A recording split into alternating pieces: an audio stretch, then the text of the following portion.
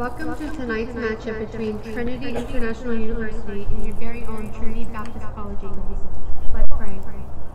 Dear Heavenly Father, thank you for allowing this team to travel here safely. Please let us glorify you in all that we do and say, in your name I pray, amen. Now for the starting lineup for the away team. Batting first, playing center field, number 10, Matt Latimer. Batting second, playing shortstop, number 28, Danielle Santana. Batting third, playing third base, number 3, Matt Pearson. Batting fourth, playing first base, number 15, Mike Balasheri. Batting fifth, designated hitter, number 31, Emmanuel Andujar. Batting sixth, playing left field, number 34, Jace Matos. Batting seventh, playing catcher, number 4, Joel Stevenson. Batting eighth, playing right field, number 27, Eric Garcia. Batting ninth, playing second base, number 13, Luis Enriquez. Pitching number 45, Dominic Olek. Now for your Eagles. Batting first, playing center field, number 4, Brian Lopez.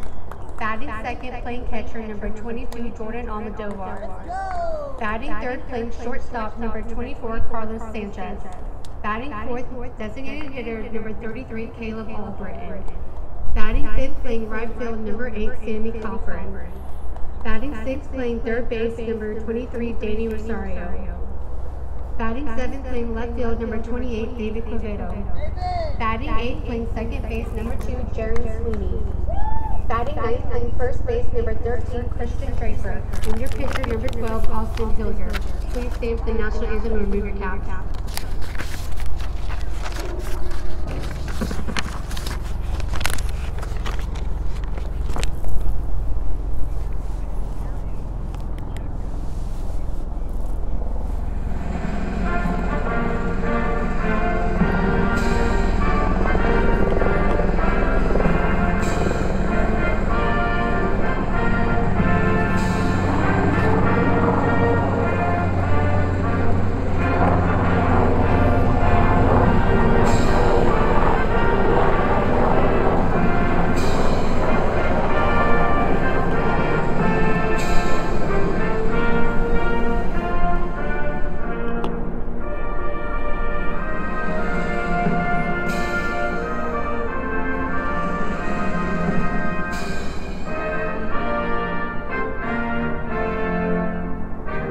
Yes.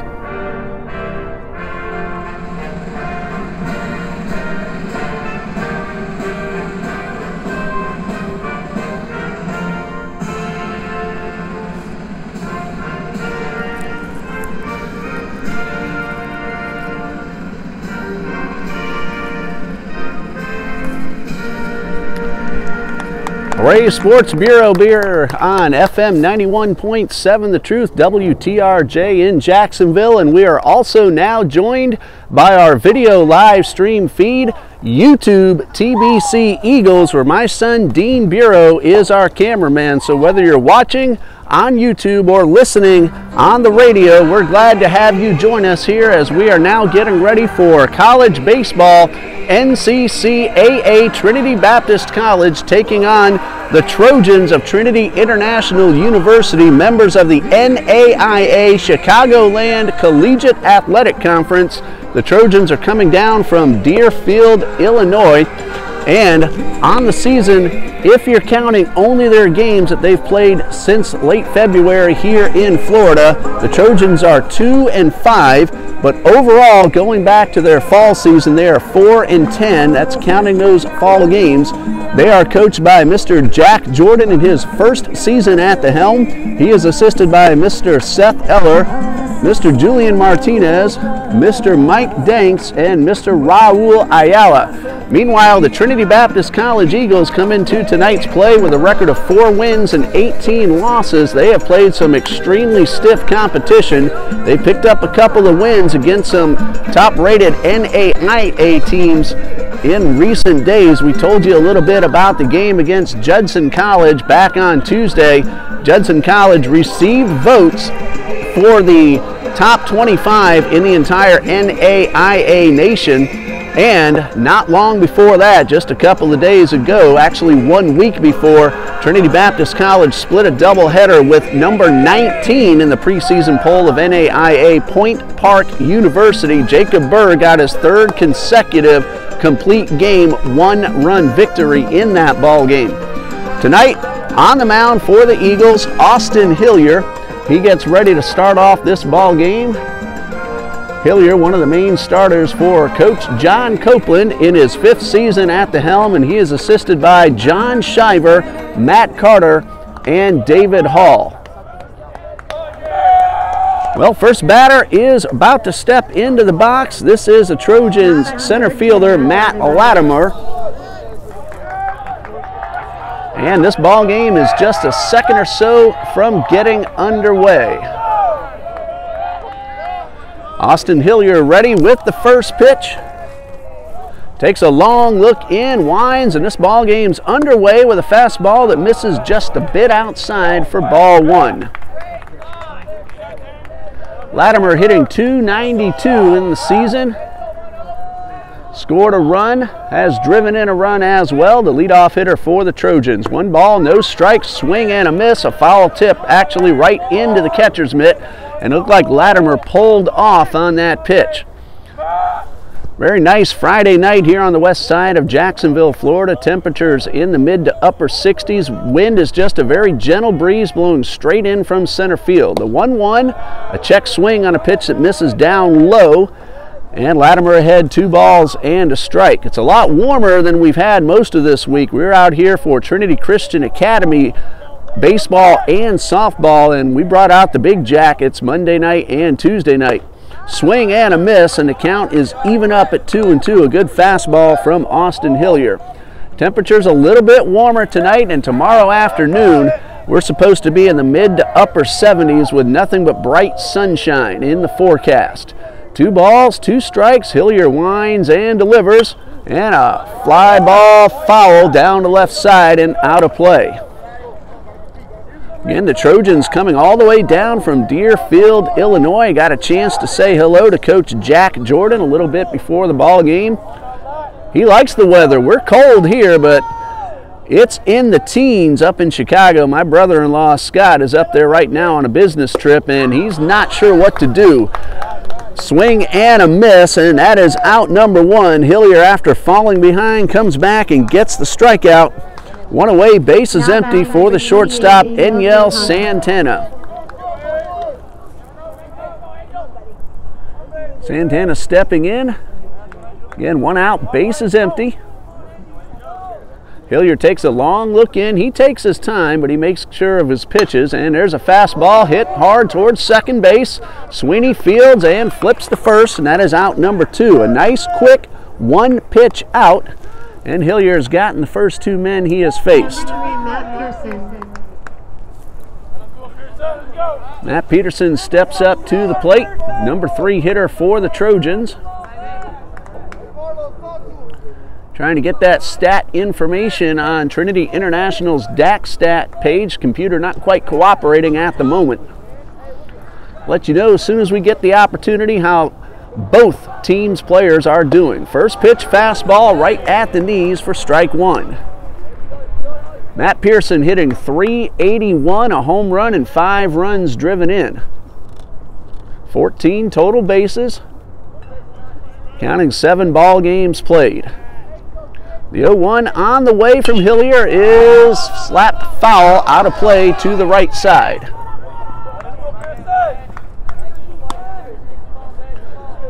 So Hillier ahead, no balls, 2 strikes. Good to see him get ahead in the count. Very important to keep those hitters off balance and not looking for pitches they want to hit, but making sure they hit the pitcher's pitch.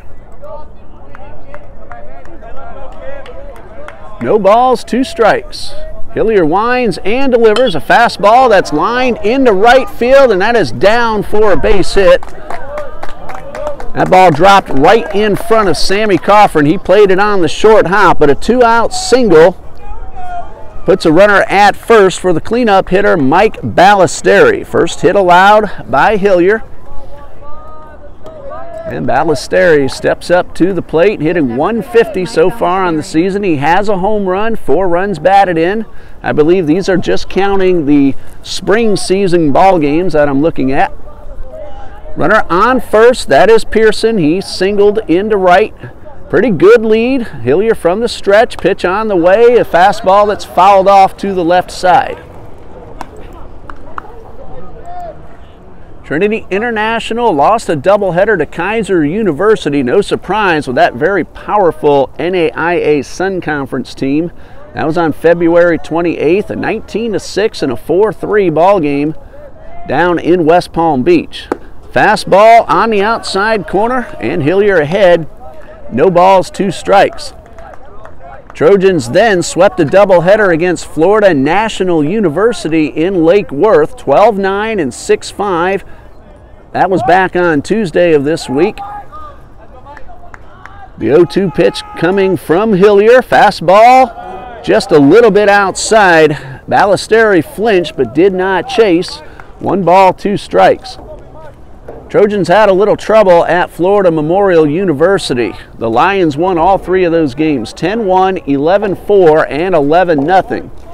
Lions came up here at the start of the season, did pretty much the same thing to Trinity Baptist. So that Sun Conference in the NAIA throughout the state of Florida, one of the toughest in the entire country. Hillier threw to first, but the runner was back in plenty of time. 1 ball, 2 strikes. Hillier from the stretch. A big lead off first by Pearson. Not going, and a pitch out. Pearson did not go, and it's 2-2.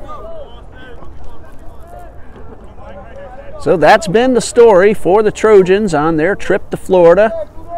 Tonight's ball game followed by tomorrow's doubleheader. And we'll tell you some of their upcoming games a little bit later on. 2 balls, 2 strikes. Hillier again takes a look at the runner. Pearson a big lead off first. From the stretch, a 2-2 swing and a foul tip. And Almodovar holds on, and that is strike 3. Well, the Trojans get a 2-out single, but do nothing else with it. Austin Hillier strikes out 2 in the inning after a half-inning play. We have no score. Back in 60 seconds on the Eagles Radio Network.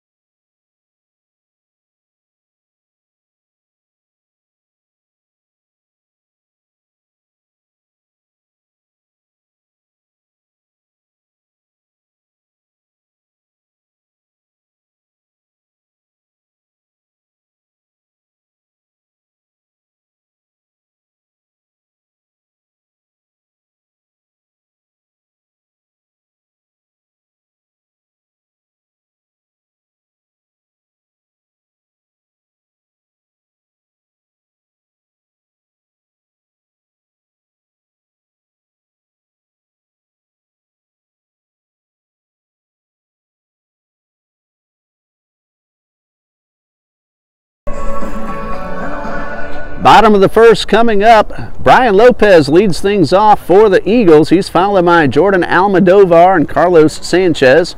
Caleb Albritton, Sammy Coffrin, and Danny Rosario make up the middle third of the batting order. David Cavedo, Jaron Sweeney, and Christian Draper round it all out. So Lopez, a lone senior on the Eagles roster.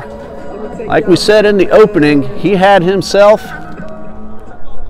a walk-off home run against Edward Waters College just a few weeks ago. So Lopez steps in, Dominique Olek on the mound. Bottom of the first, just about ready to get underway. The first pitch to Lopez is in there for a strike. Lopez taking all the way on that first pitch.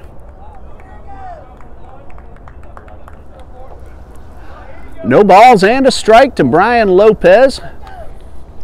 Dominic Olek on the mound for the Trojans. Pitch number 2 misses down and in, and Lopez had to skip out of the way a little bit. For Olek, this is only his second appearance. He has pitched 1/3 of an inning. He's hit a batter, but nothing else. So an ERA of 0.00. 1 ball, 1 strike. Lopez, a lone senior at the plate, takes a fastball, had to duck out of the way that time. That was up and in. Brian Lopez hitting .298, 1 homer, 7 runs driven in. Most of the season, he's been the number 9 hitter. A few days ago, he got the nod at leadoff, and Coach Copeland liked what he has seen and has kept Brian in that leadoff position. He fouls that one off, and it's 2 balls, 2 strikes. Game got started a little bit late in case you're just now joining us. Trojans got a base hit in the top of the first, but nothing else. Austin Hillier struck out 2 batters. 2 of the 4 that he faced. Olek working exclusively from the stretch. 2-2 pitch, a breaking ball, swing and a foul tip it looks like. I thought he missed it, but my view is blocked a little bit. I have a pole, a catcher, and an umpire directly in front of me. At least the camera has a little bit of an angle to the left side. But Lopez got a piece of it and stayed alive. That sinker had a lot of dip to it. Lopez was out in front, but gave it a little bit of a cue shot as if he was shooting some pool. So another pitch coming to Lopez, a leadoff hitter, 2 balls, 2 strikes. Outfield pretty shallow for Lopez. He has some power. He's hit a few balls out of this major league size field. The 2-2 on the way, a line drive and a base hit in the left field, and the Eagles have the leadoff man aboard. So Lopez was able to stay alive on the previous pitch and then lined one hard into left field, and a speedy man on base to start the inning. Catcher Jordan Almodovar at the plate, hitting 190, but he makes good hard contact. He's 8 out of 42. But again, he's just hit in a lot of tough luck. He does have a double and 6 runs driven in. Good speed on the bases in Brian Lopez. Almodovar digs in. Olek worked from the stretch without a runner on, so of course with a runner on as always, and the first pitch is fouled straight back right over our heads. Almodovar, one of our many freshmen on the roster. He is from Deltona, Florida. Played his high school ball at Deltona High School. Coach Jordan told me that 5 of his pitchers were unable to make the trip down to Florida. That's a big loss when you're losing 5 arms and you have a long road trip. The 0-1 on the way. This one tails outside. 1 ball, 1 strike. Trinity Baptist College men's basketball played in the NCCAA National Tournament. Unfortunately, they went down in 2 ball games.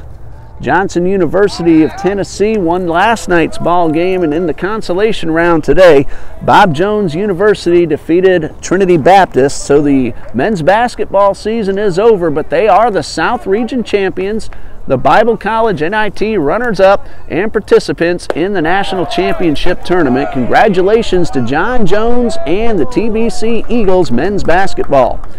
Fastball missed a little bit low and outside. Almodovar ahead in the count, 2 balls and a strike. Remind you of what the ladies basketball team did after this pitch. The 2-1 from Olek. Line drive off the pitcher's glove. That could be a force out at second. The relay throw to first, and it is not in time. Almodovar, as we said a little while ago, hitting the ball very hard all season, but getting some tough luck. It goes as a 1-4-6 put out at second base, and a fielder's choice credited to Almodovar. Eagles actually got a break on that. If Olek had made the catch, he would have easily doubled up Lopez, who had a really good secondary jump. Now the courtesy runner for the catcher will be Speed Demon Jordan Broden as usual. So that actually was a break. Now if it had gotten past the pitcher, it might have gone into center field, and Lopez with his speed could have taken third. So consider each team may have gotten a break. Broden with a big lead off first. Very fast. First pitch on the way and fouled off to the left side.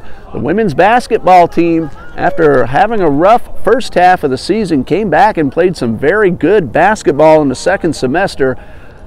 They didn't win the South Region tournament, but they did win the Bible College National Invitational Championship. So the Lady Eagles brought home a national championship banner from Mount Hope, West Virginia last weekend. So congratulations to Coach Judy Allen and the TBC Eagles women's basketball team. No balls and a strike. Broden with a huge lead off first and a lot of room on the ground on the right side. He bluffs. The pitch is up high, and Jordan gets back to first. The inning started with a base hit into left field from Brian Lopez. Almodovar hit a hard line drive off the pitcher's glove. It turned into a fielder's choice, put out at second. Broden, the courtesy runner, again getting one terrific lead off first base. Dominic Olek from the stretch delivers a 1-1, hit well but pulled foul down the left field line, and that one had the distance and cleared the fence, but it was a good 10 to 15 feet foul. Unfortunately, Sanchez way out in front. Shortstop Carlos Sanchez at the plate for Trinity Baptist College. 352 on the season, 6 runs driven in. Broden took a step towards second but got back in time. Sanchez, a shortstop, the number 3 hitter in the lineup for Coach John Copeland. Eagles have played some pretty good baseball of late. Let's hope they keep it up this weekend. The 1-2, and Sanchez is able to cue it down the first base side. 1 ball, 2 strikes. Eagles softball defeated NCAA Division II Davis and Elkins in Game 1 of yesterday's doubleheader. Courtney Bird had a game-winning 2-run homer in the bottom of the 6th. There's a drive well hit towards left field. It is going to be playable, however, and tracked down by Jose Matos. Sanchez gave it a ride, but it's about 380 where he hit it, 370 to 380, and Matos got on his horse and tracked it down. Well hit but out, both outs hit very hard. Unfortunately, that goes as an F7 in the scorebook. Kazier Odoms also homered in that ball game. The Eagles won 10-8 in Game 1. Davis and Elkins, though, broke out the bats in Game 2 and won it big. Good curveball from Olek to Caleb Albritton, missed inside. That one had a whole lot of bite, maybe a little bit too much. Albritton homered and drove in 6 on Tuesday against Judson University. Also doubled and singled, needed only a triple to complete the cycle. The 1-0 on the way, and this one misses down low. Albritton finished the ball game up on the mound with a perfect 9th inning in which he struck out 2. So when I wrote the recap and posted it on the Facebook page, TBC Eagles Baseball, I said, hey, Caleb, what else can you do? Well, he takes this pitch outside, and he's way ahead in the count. 3 balls, no strikes. Let's hope the hitting continues for the Eagles. They put some runs on the board in many of their previous ball games. 3 balls, no strikes. Broden a good lead off first. Pitch on the way. Albritton taking all the way, and this one's up high for ball 4. 2 on, Number 8, Sammy Coffin. 2 out. Sammy Coffin at the plate. First walk allowed by Dominic Olek. And Sammy Coffin steps up to the plate for the Eagles. He's hitting .324. 2 runs batted in. He's 12 out of 37. He's also scored 6 runs, and he has a big gap in right center. Latimer shading him just slightly to pull, and the first pitch way outside for ball 1. Broden now in scoring position. Base hit into the outfield, should score the run. Of course, with 2 outs, he'll be going on contact. Second baseman Henriquez covering, leaving the wide open hole on the ground on the right side. Coffrin takes a fastball right down the middle, and he looks like he wants that pitch again. First baseman Ballesteri not holding the runner, so Albritton's able to get himself a very big lead. Ballesteri well back, almost on the outfield grass. Olek checks the runner at second. The 1-1 on the way. Line drive, fly ball rather into right field, and that's going to be chased down and caught on a really nice play by Eric Garcia, and that ends the inning. The Eagles hit the ball hard the entire inning. They get one hit and a walk, and the fly out to right ends the inning. And after one, we have no score. We'll be back in 60 seconds on the Eagles Radio Network.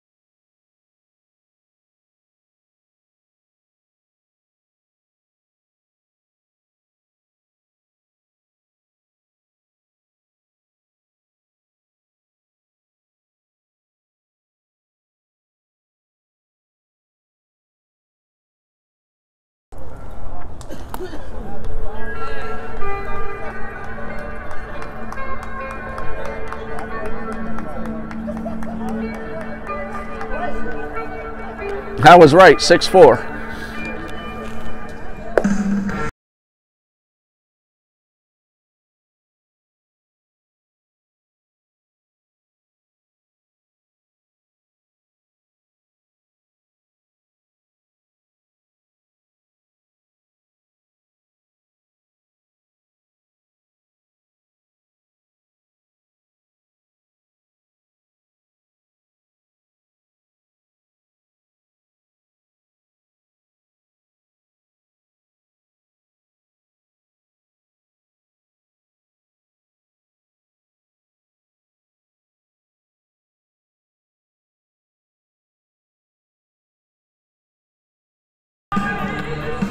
We go to the bottom of the second. I understand we had a little audio problem on the YouTube feed. Hopefully all that has been worked out now.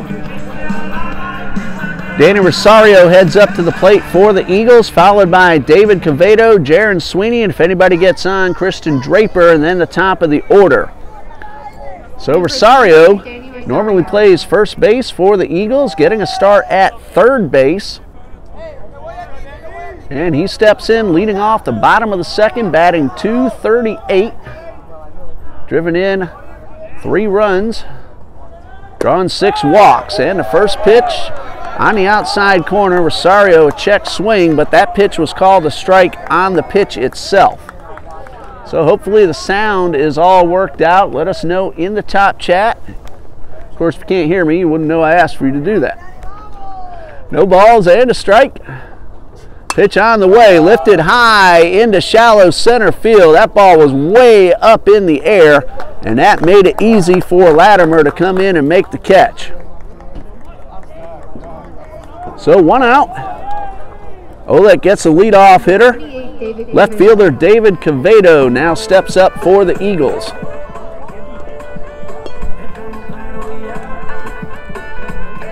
I was right. I checked the roster page on TIU. Garcia stands at 6'4", just like I predicted. Here's David Cavedo. First pitch right through the legs of the third baseman Pearson. That's an error. Cavedo's going to try for 2. Throw to second will not be in time, and Cavedo is aboard. And again, that ball went right through the wickets of Matt Pearson, so that'll be an error on the third baseman. So the Eagles have a runner in scoring position, 1 out. Number 8 hitter Jaron Sweeney at the plate.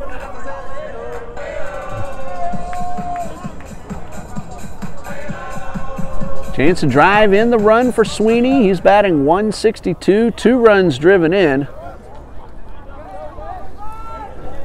And for a moment I thought Cavedo was coming off for a pinch runner, but he's back at second base.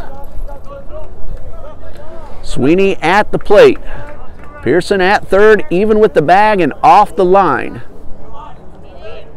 Oleg takes a long look back at the runner. Now the first pitch to Sweeney, swing and a miss for strike 1.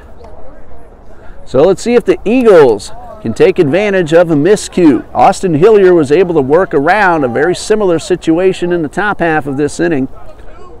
And Oleg trying to return the favor. Jaron Sweeney with an opportunity to drive in the run. No balls, 1 strike. Oleg delivers, and this one inside and just missed hitting the batter. So the count even at 1-1.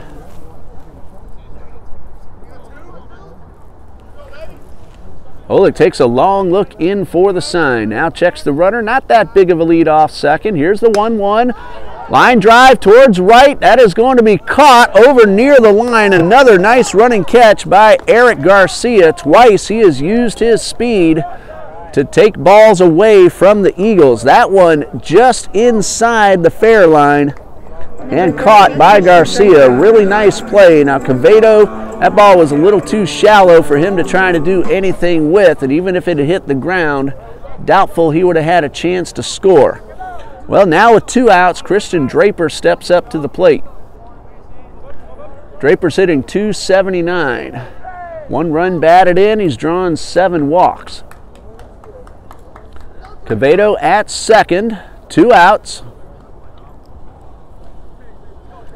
Leadoff man Brian Lopez waiting on deck. Number 9 hitter Draper at the plate. Here's the first pitch from Olek. Chopped foul down the left side.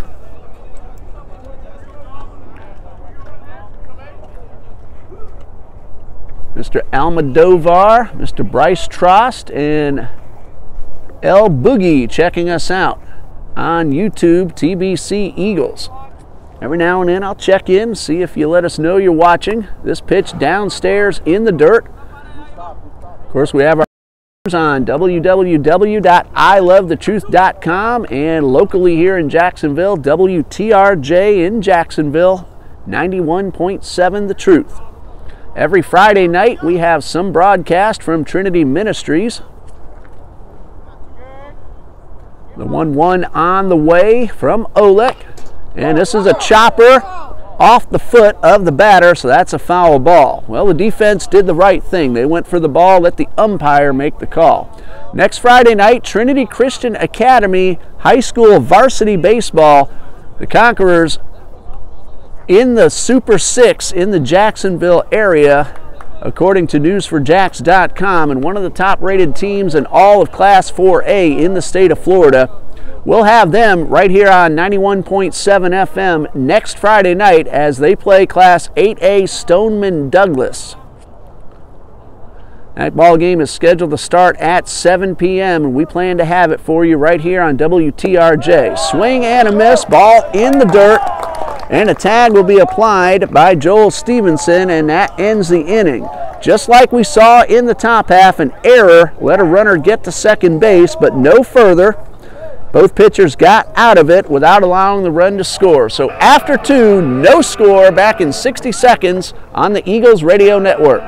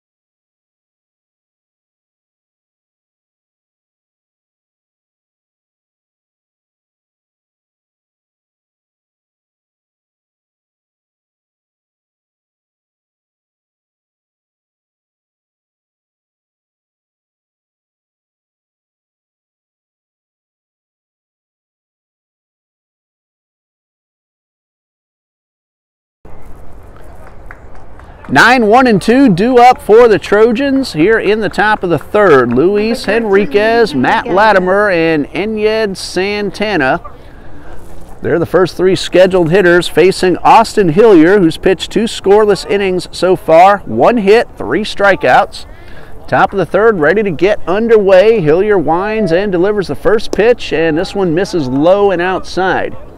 In that Conquerors varsity softball game, Reagan Griffiths 3 for 4 and 2 runs scored. Mackenzie Merrill, coming back from injury, the sophomore, was 3 for 3 with an RBI.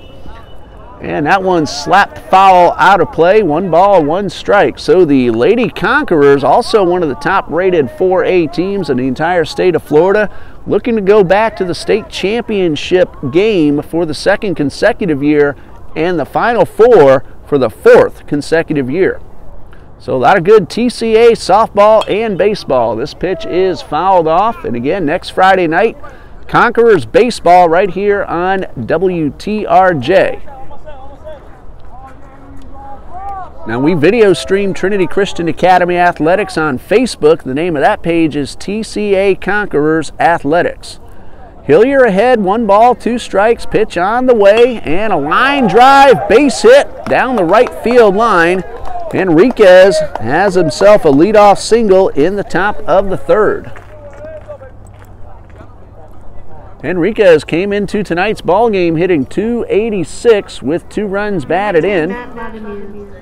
He's aboard, leading off the top of the third, and the leadoff man, center fielder Matt Latimer, steps in. He was a strikeout victim his first time up. First time the Trojans have got the leadoff man aboard. Let's see if Hillier can work around it. Rosario in very close at third and off the line, looking for a bunt. Latimer, the left-handed hitter, takes the first pitch in the dirt. Ball gets away from Almodovar, and that allows the runner into scoring position. That'll be a wild pitch charged to Austin Hillier.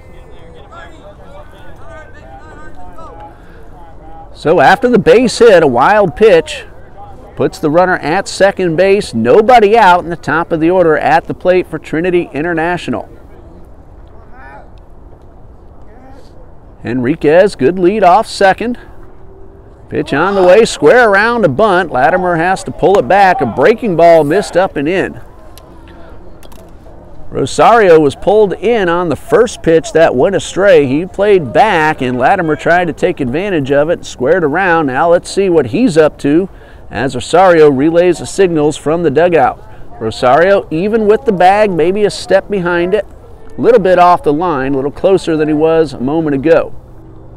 2 balls, no strikes. Hillier delivers from the stretch, and a fastball misses just a little bit high. Run fielders are back. Shortstop Sanchez holding the runner. 3-0 pitch. That is outside, and it is ball 4, and that is the first walk issued by Austin Hillier. So the first 2 men reach. Not a good start to the inning for the Eagles. Enyel Santana at the plate. 0 for 1, a ground ball to the second baseman in the first inning.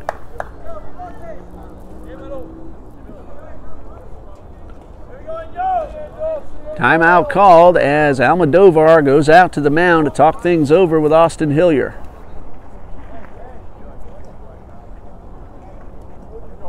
Santana has 2 men on, nobody out.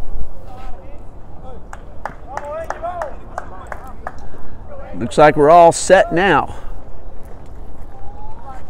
Everybody back in his position. Santana, a freshman from Boston, Massachusetts, Fenway High School, where he played his high school ball. First pitch, he squares around a bunt, pulls it back, but the pitch is called a strike on the outside corner at the knees. So Trinity International getting players from all over. Boston, Massachusetts, down here in Florida. I see Nick Venegas is from Coral Springs, Florida. Told you about Eric Garcia from Melbourne. Jalen Smith from Titusville. So a lot of Florida athletes heading up to Deerfield, Illinois, and joining the TIU Trojans baseball team. Santana had stepped out. Now he's back ready. And Hillier takes a long look in. Now he comes set. Batter squares around the bunt, pulls the bat back, and a swing and a foul straight back, and it's no balls, 2 strikes.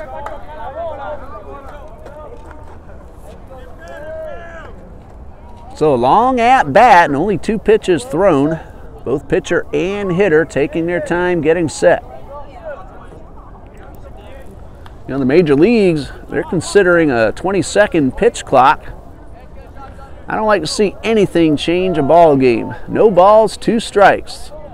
Let the players get ready and let them play ball.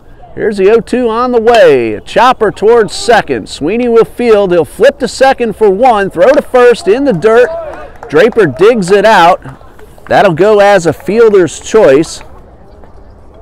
4-6 on the putout, 1 away. Henriquez advances to third. Santana aboard at first. Runners at the corners for the number 3 man, third baseman Matt Pearson. He's 1 for 1. He looped a base hit into right his first time up. He's up there now with a runner at third and only 1 man out. Pearson has driven in 5 runs in 21 at-bats. Came into tonight's play hitting .381. Base hit in the first will bump that up just a bit. RBI opportunity. Eagles infielders playing back. looking for the possibility to turn two and get out of the inning. Outfield straight away in all three positions. Runners on the move. Almodovar comes up and looks toward third in case there was a double steal. So that'll be a stolen base for Santana and puts runners at second and third. Judson pulled off a double steal against the Eagles on Tuesday. Almodovar this time was ready for it, but the Trojans were not doing it. Straight steal for Santana, runners at second and third, and now the infield comes in to try to cut down the runner at the plate. All four infielders either even with the bag or in on the grass. Rosario just a little bit behind the grass, even with the bag at third. Right to Rosario, he knocks it down, throws to first. Low throw, but Draper digs it out, and the Eagles keep the runners at second and third. That one nearly got away, but Christian Draper on the short hop was able to pick it. And again, Rosario kept the runner at third. The ball was hit right at him.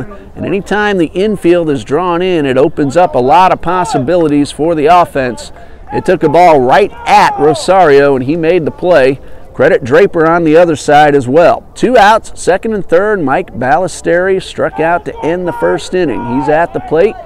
Chance to drive in two. First pitch from Hillier, a curveball in there for a strike. Good pitch, making sure Ballesteri was not sitting on the first pitch fastball. Ballesteri has a homer and 4 runs batted in. Looking to drive home 2. The 0-1 from Hillier. This one misses up and away, and it evens up the count. A single into right and a walk started the inning. Eagles then got a fielder's choice and then the ground ball with runners at second and third. Hillier has a chance to get out of the inning unscathed. The 1-1 on the way, swing and a miss, strike 2. Good pitch by Hillier, pulled the string, and that had the hitter just a little bit out in front. So now Hillier, 1 strike away from getting himself out of a tough situation. Started off with 2 on, nobody out, now 2 outs. And he comes set and delivers the 1-2 and a high pop foul down the left side. Will it stay in play? No, right on top of the batting cage. David Quevedo, if he could have had a few more steps, might have had that ball. It didn't get out by much, but it was out of play. The first base is open, but Hillier's ahead in the count 1-2. Rosario backs up a little at third. All 3 other infielders playing back, looking to knock it down and get the out at first. Hillier comes set. Here comes the 1-2. Swing and a miss. He struck him out. Good fastball. Ballesteri might have chased it outside, but Hillier got the strikeout, his 4th, and more importantly, he got out of the inning. The Trojans get a hit, a walk, and a stolen base and leave 2. We go to the bottom of the 3rd, no score, back in 60 seconds on the Eagles Radio Network.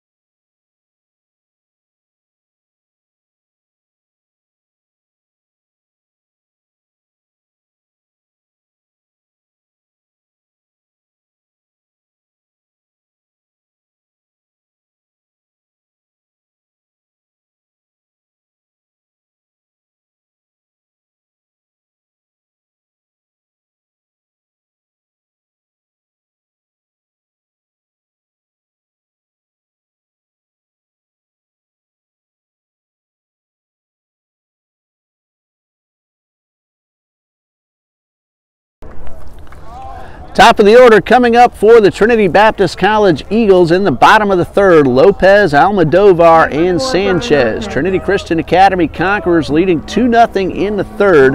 Keyshawn Frett and Connor Aldrich have each driven in the run.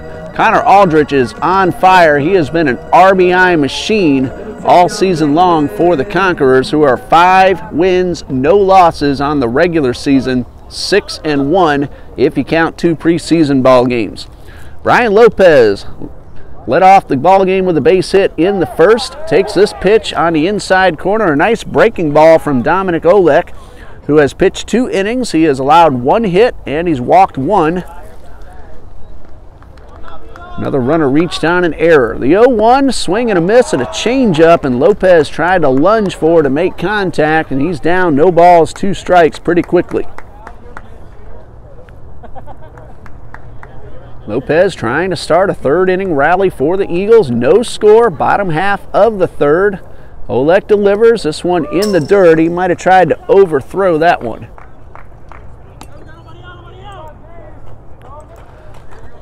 So 1 ball, 2 strikes. Everybody back into position. Hello, William Vasquez. Saying my boy Little Lopez representing. There's Lopez with a ground ball to third, a routine play for Pearson to throw to first, and Lopez hustling all the way, made that a lot closer than it looked like it would have been off the bat. Good strong throw by Pearson for out number 1. Credit Lopez, he took nothing for granted. He smelled a base hit and very nearly beat that one out. So 1 out. Base is empty for the catcher, Jordan Almodovar. He reached base on a fielder's choice in the first, so nothing out of 1. First pitch on the way is a fastball low and inside. Coach John Copeland has been the only coach for Eagles baseball. This is the 5th season in team history. 1 ball, no strikes. Pitch on the way is upstairs. 3 of his first ever graduating class from last year are now assistant coaches. John Shiver leads the pitchers, David Hall the catchers, and Matt Carter the assistant coach as well. Always remember Matt Carter's 3-homer day against Southern Wesleyan 1 year ago. There's a pitch right down the middle. Almodovar took it for a strike. He's still ahead 2-1. Matt Carter, still a newlywed, married last summer.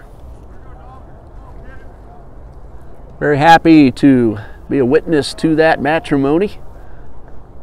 2 balls and a strike. Pitch on the way is a breaking ball that just missed the batter. And Almodovar's ahead 3 balls and a strike.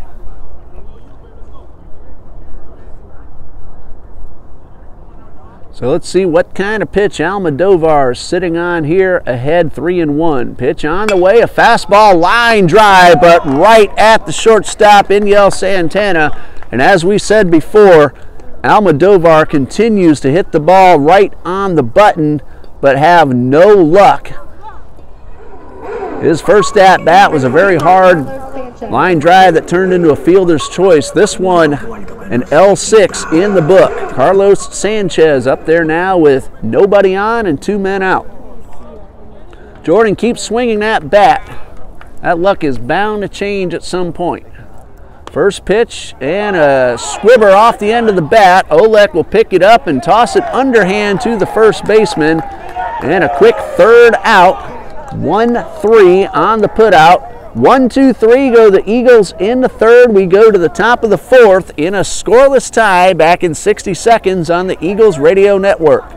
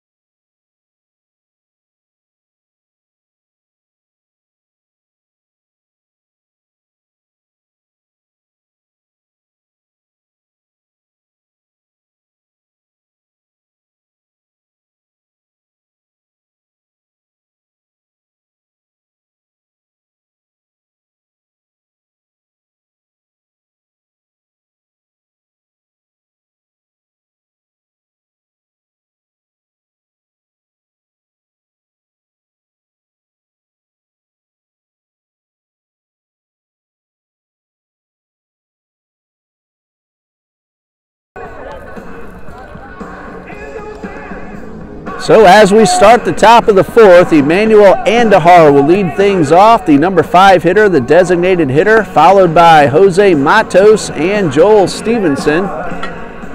You're watching YouTube TBC Eagles, or you're listening to WTRJ here in Jacksonville. I'm Ray Bureau. My son Dean is our YouTube cameraman. Our radio producer in the studio, Mr. Tom Murphy, doing another exceptional job.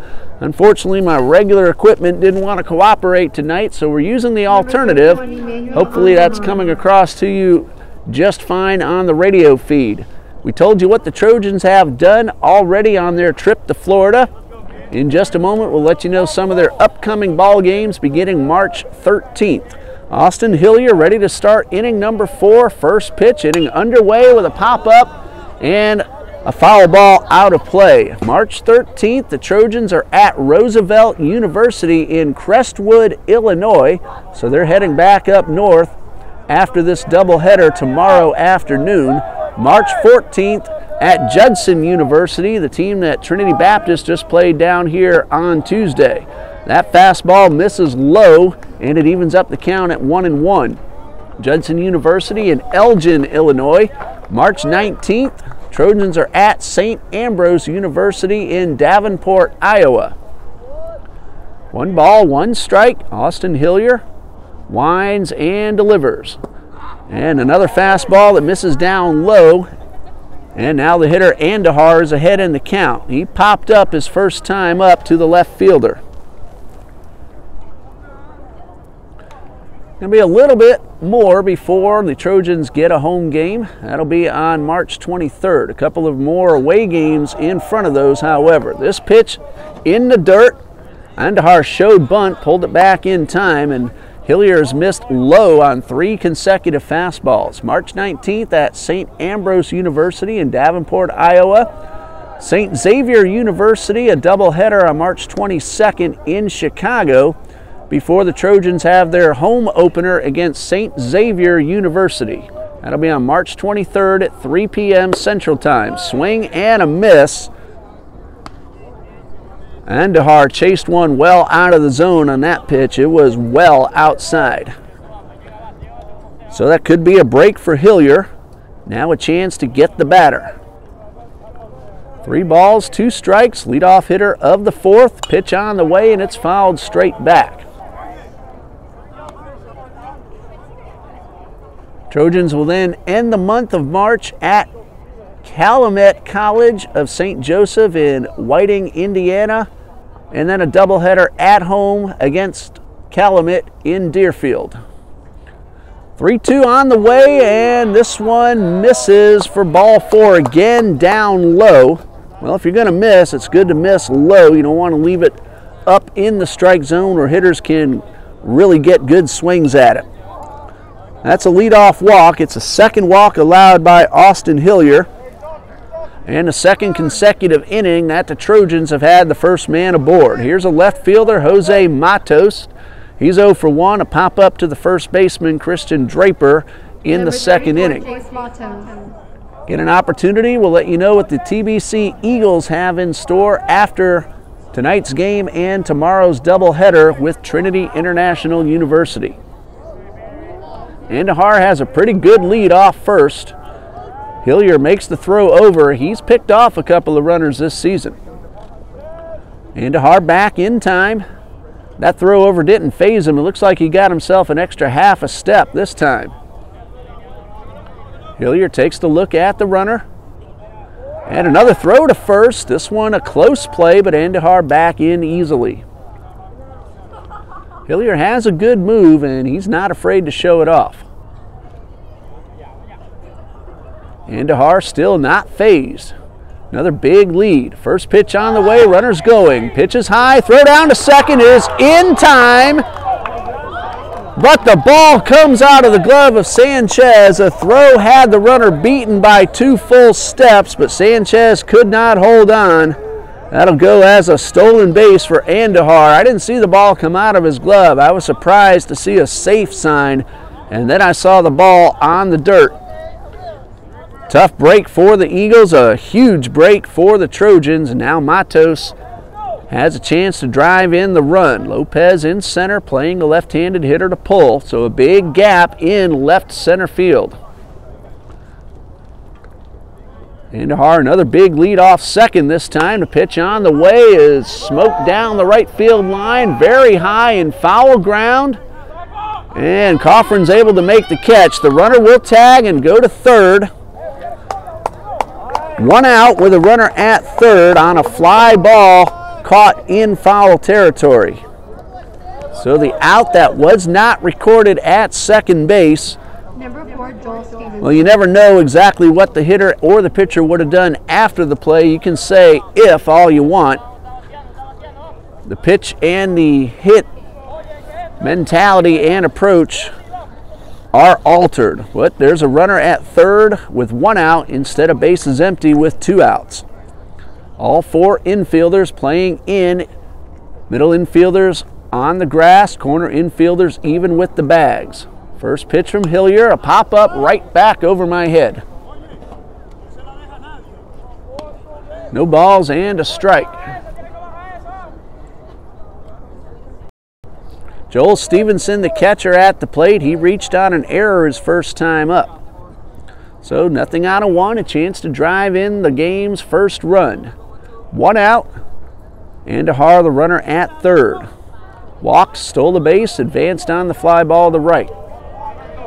The 0-1 on the way, a pop-up on the infield, drifting foul. Christian is there for out number 2. Home plate left wide open, and Almodovar recognized that and hustled back.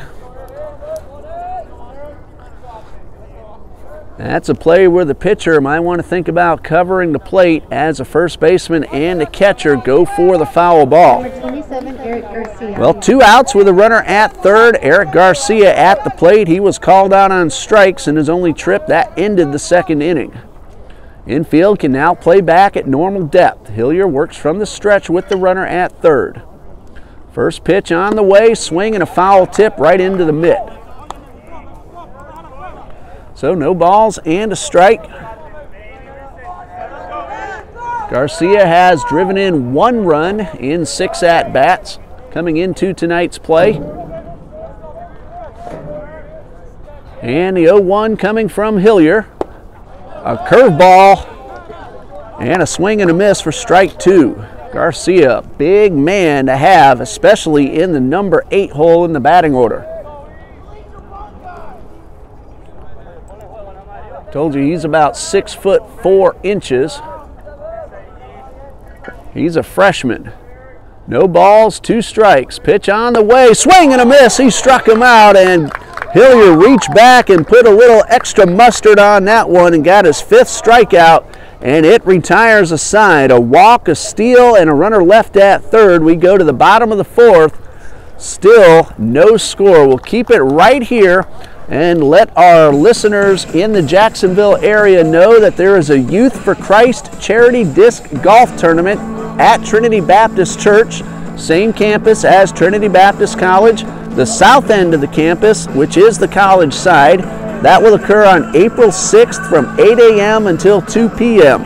The minimum donation to play is $5, with all proceeds going to Youth for Christ. Youth for Christ is a nonprofit organization seeking to empower disadvantaged teens spiritually, socially, and emotionally through creative programs and healthy relationships with adult mentors. We're also looking for whole sponsors at $50 each to support this great cause. That's Youth for Christ Charity Disc Golf Tournament at Trinity Baptist Church on the college side on April 6th, starting at 8 a.m. If you'd like more information, call Pastor Bruce Kelnhofer at 904-596-2400 or 904-613-6641. Good cause and a lot of fun in the disc golf tournament on April 6th. Well, we go to the bottom of the 4th. Heart of the batting order due up for the Eagles. Caleb Albritton, Sammy Coffrin, and Danny Rosario. Dominic Olick has pitched 3 innings. He's allowed just 1 hit and 1 walk. Austin Hillier, 4 innings pitched now, still no runs, only 1 hit himself. He has now walked 2 and struck out 6. Caleb Albritton drew that 1 walk with 2 outs in the first inning and was left stranded at first base. The Eagles got 2 on in the first but did not score. Got a runner on in the second and came away empty as well. First pitch, breaking ball on the outside corner, and Olek ahead, no balls and a strike. Olek works exclusively from the stretch, even with nobody on base. Here's the 0-1. This fastball got away from him and missed well up and away. TCA Conquerors now trailing 4-2 in the bottom of the... Well, the Conquerors have fought back already. Last Saturday, Trinity Christian Academy beat 3 different teams in one day to win a tournament in LaGrange, Georgia. They had to play 3 because Friday night's game was rained out. They beat 3 different teams. There's a fastball that's fouled back, and Albritton gave that one a big rip. He went deep on Tuesday, put one over the right field fence down in Auburndale, Florida against Judson College, and he was looking to do the same right here. It's 340 down the lines, about 375 to 380 in the power alleys, and even 400 feet to straightaway center field. I say this a lot. Our TBC viewers and listeners know that, but those of you watching on YouTube or listening on the radio, it's a little tough to see the signs on the outfield fence from this far away, especially on your screen. That's a long way out there. 2 balls, 2 strikes. Olek from the stretch delivers and misses outside, and that fills up the count.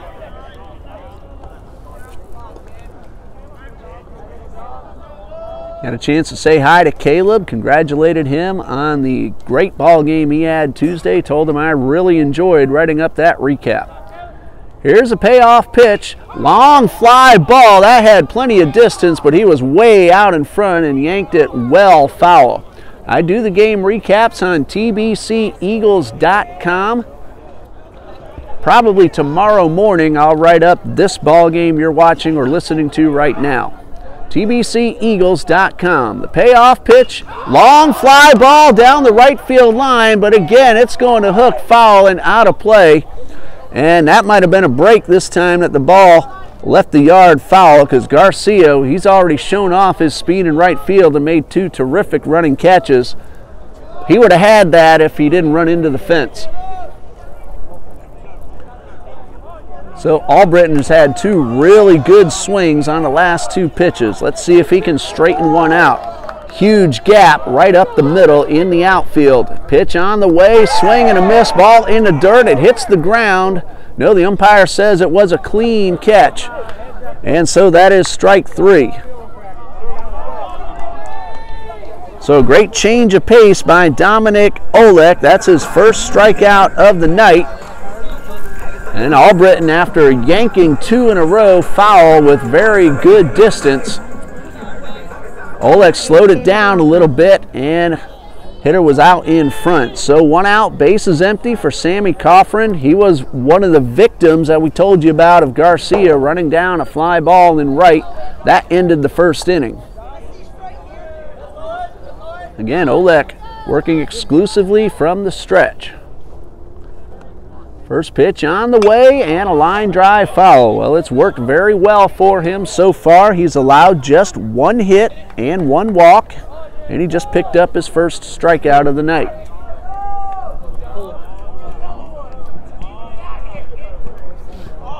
So no balls and a strike. That pitch was fouled off. And the 0-1 on the way. Hit up the middle, a slow roller. Going to be a close play at first. It is not in time, and the ball gets away, but Coffrin had already broken down before he noticed the overthrow. So he will stay at first base. That was a slow roller and a tough play for Santana, and that's going down as an infield single for Sammy Coffrin. Santana also had just a little trouble getting it out of his glove. The Eagles have a lot of speed on their team, and Coffrin, one of those fast runners. And once Santana had a little trouble, he might have been better off to hold on to it. Fortunately for him and the Trojans, Coffrin did not advance on the overthrow. So runner at first with 1 out. Danny Rosario at the plate. He flew out to center his first time up. Coffin, good speed. Good lead, not exceptional off first. And the first pitch to Rosario is a curveball, swung on and missed.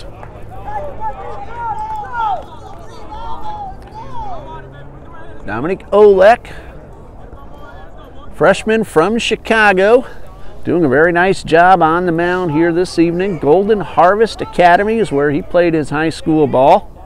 Also does some catching when he's not on the mound.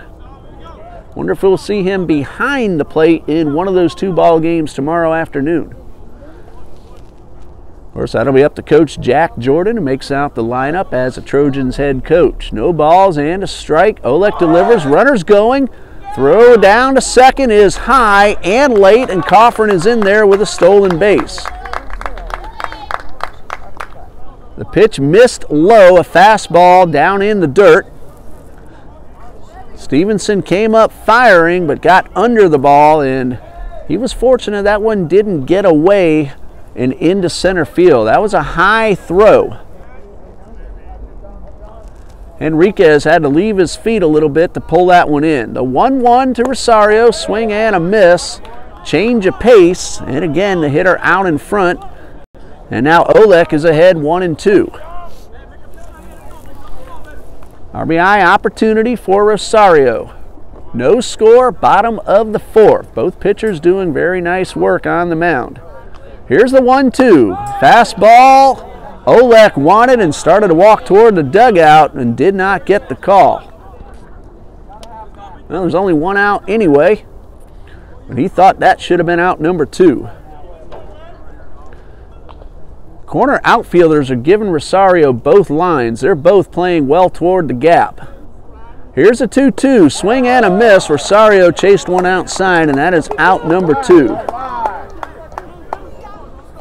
That is also strikeout number 2 for Olek, both of them in this inning. And with the runner at second, DQ. David Quevedo steps up to the plate.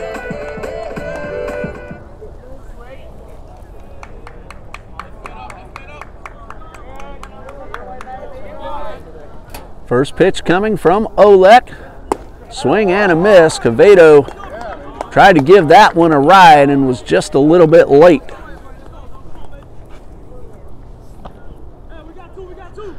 So no balls and a strike. A lot of room on the right side of the infield. Enriquez now gets back into position. Quevedo tried to go that way and fouled it off to the right side. Both pitchers, Olek for the Trojans, Hillier for the Eagles, have been ahead of most hitters throughout the first 4 innings of this ball game. Eagles bullpen has a little bit of action, no one throwing all that seriously, but I do see a ball flying back and forth. Olek delivers the 0-2 and in the dirt and blocked. Stevenson came out of the crouch into the left-handed batter's box and kept the runner at second base. Can't quite see who the pitcher in the bullpen is for the Eagles. Looks like a couple of men just playing catch. No one really seriously doing any pitching, at least yet. Here's the 1-2. Popped foul over the backstop and out of play. Quevedo got a piece of it. Again, it looks like he's trying to go the other way. Both the infield and the outfield are giving him room towards the right field gap. Well, with 2 strikes, just make sure you put the ball in play. Enriquez back into position and right to him right as he gets back into position. And the ground ball to second retires aside. So nice positioning by Luis Enriquez. Eagles get a base hit and a stolen base, but do not score. And after 4, we are still scoreless. We'll be back in 60 seconds on the Eagles Radio Network.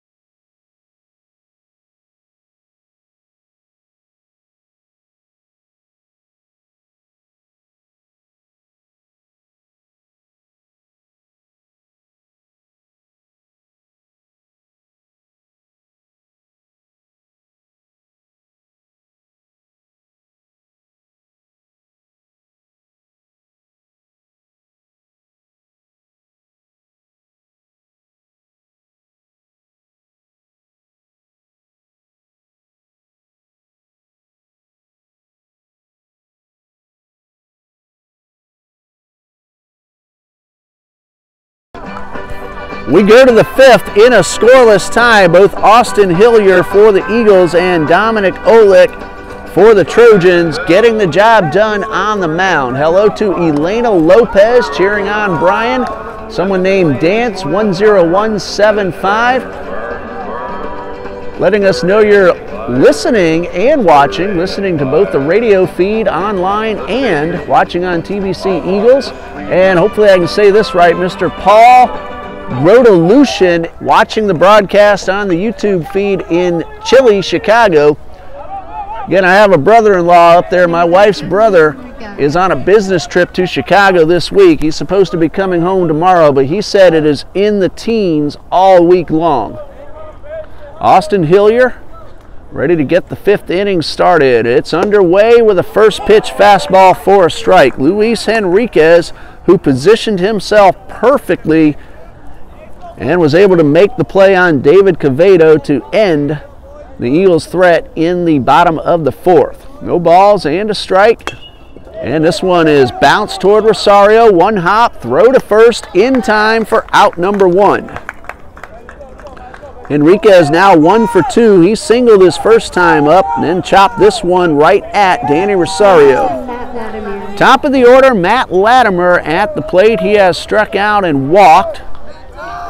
After his walk, he was erased on a fielder's choice. So 0 for 1. Latimer trying to get on base in the 5th.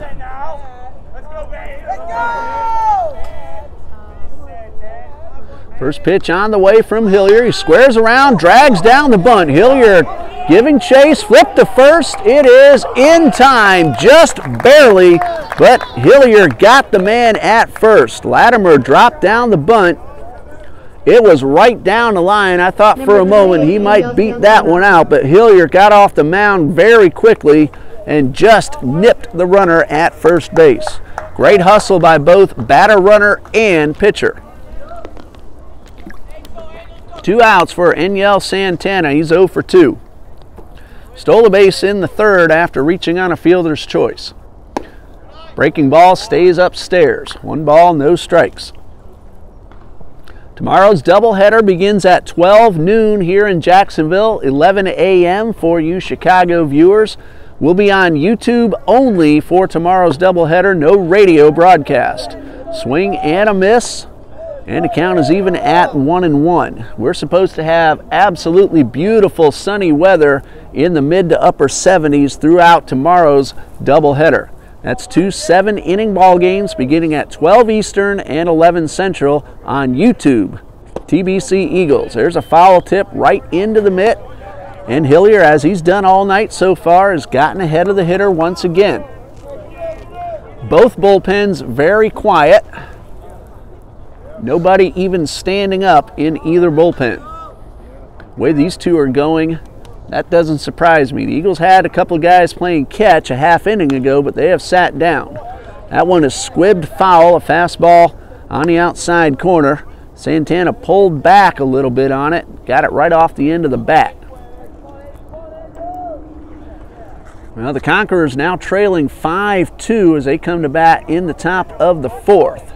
They're playing a very tough Trinity Catholic team. Here is the 1-2 from Hillier. High fly ball into right field. Coffrin over near the foul line, runs it down, and that retires a side. So Coffrin returning the favor that Trojans right fielder Garcia has done to the Eagles a few times tonight. And that ends the inning. A 1-2-3, top of the 5th. We go to the bottom of the half with no score. Back in 60 seconds on the Eagles Radio Network.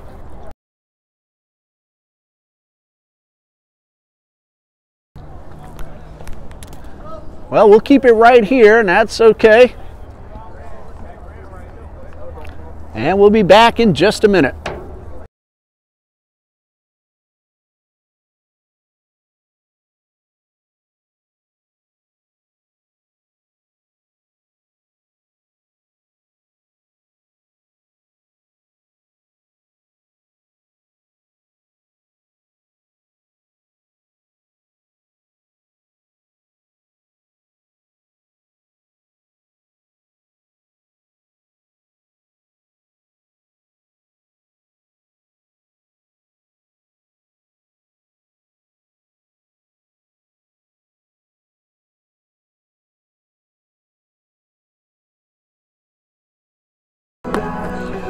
We go to the bottom of the 5th in a scoreless ball game, and the Eagles have 8, 9, and 1 due up. Jaron Sweeney, Christian Draper, and then the top of the order, Brian Lopez. Dominique Olmec has pitched 4 innings. He's allowed 1 hit. Make that 2. The Eagles got 1 in the 4th. Lopez led off the ball game with a base hit. Olek has struck out 2 and walked only 1 man. Austin Hillier has gone 5 scoreless innings himself. Just got his 6th strikeout of the night. Here's Jaron Sweeney, the second baseman, leading off, and the first pitch drills him inside, and Sweeney heads down to first, and the Eagles have the leadoff man aboard. Number 13. That's the first batter that either pitcher has hit. And it brings up the number 9 man, first baseman Christian Draper. After tomorrow's doubleheader, Trinity Baptist College will be back on this field on Tuesday at 11 a.m. against NAIA Montreat College. Game time has moved to 11 a.m. for our TBC Eagles fans because of Trinity Christian Academy baseball later in the day. Big lead off first by Sweeney. Square around to bunt. Now to throw back to first. It is not in time. Draper bunted through the ball. Sweeney was well off the bag, and he got his hand in the back of the bag at first. A great throw from Stevenson. Nearly picked off the runner. 1 ball, no strikes. Sweeney getting another good lead off first base. Let's see if Draper squares around again. Yes, he does, and this pitch is up high. Evens up the count, 1 ball and 1 strike. It's spring break next week, and the players are out of class, and that allows them to take the field at 11 a.m. We'll have that doubleheader on TBC Eagles on YouTube. Then a 3-game series at NAIA Voorhees College in Denmark, South Carolina, Friday and Saturday. This bunt is down. The play will be to first. It is in time. Draper does his job. He advances the runner with a sacrifice bunt. Olek makes the play to first. Sweeney advances into scoring position. So the hit batsman ends up at second base. There's 1 out for the leadoff man, Brian Lopez. He is 1 out of 2, a base hit in the first, and a ground ball to the third baseman his last time up. RBI opportunity. Both pitchers have been able to get out of jams with runners in scoring position. There haven't been many jams, but both have worked around what little trouble they've been in. Lopez bunts it down the first baseline and foul. Looks like he was trying to bunt his way aboard, not get the sacrifice. He can do it. He has the speed, and he controls the bat pretty well also. That Voorhees College 3-game series, that's a Friday afternoon 3 p.m. start time, and then a doubleheader at noon on Saturday at Voorhees College. No balls and a strike, and this pitch, a breaking ball outside. Stevenson had to leap for it. Jaron Sweeney got 1 fantastic secondary lead. 1 ball, 1 strike. Shortstop Santana not holding the runner too closely, but still letting the runner know he's right behind him. Here's the pitch. High pop up, out of play. It's 1-2. Sweeney that time didn't get as far off the bag. Lopez looked like he was trying to plug the gap in right center on that last swing. Base hit to the outfield. Has a good chance of scoring. Sweeney, who has good speed. Big gap on the right side of the infield. Runners on the move. Swing and a foul off. And that's going to send Sweeney back to second base. Lopez just got a piece of it. Came out of the glove of Stevenson. If he holds on to it, even though the bat made contact, on a foul tip, the ball is live. Sweeney had a pretty good jump. It would have been a close play at third. 1 ball, 2 strikes. Olek checks the runner, steps off, looks the runner back to second. The Emmanuel College Bash, March 20th and 21st and 22nd as well. Lopez pops this one foul out of play. March 20th against Alice Lloyd College at East Cobb Baseball Complex in Marietta, Georgia. That's a 3 p.m. Friday, or March 20th.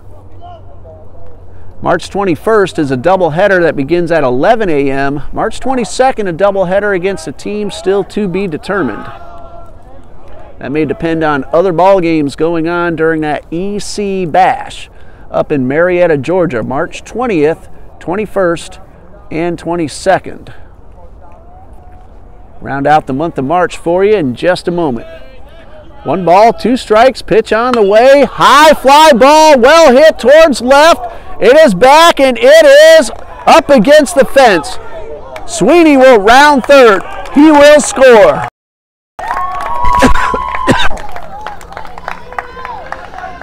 Brian Lopez nearly left the ball yard, but he got himself a 2-base hit, and the Eagles lead 1-0.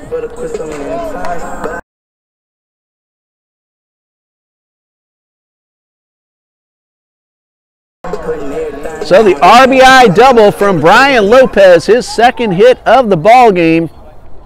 Eagles lead it 1-0. Jordan Almodovar at the plate with Lopez at second. That one I thought for a moment had a chance to leave. It short hopped the fence in left center.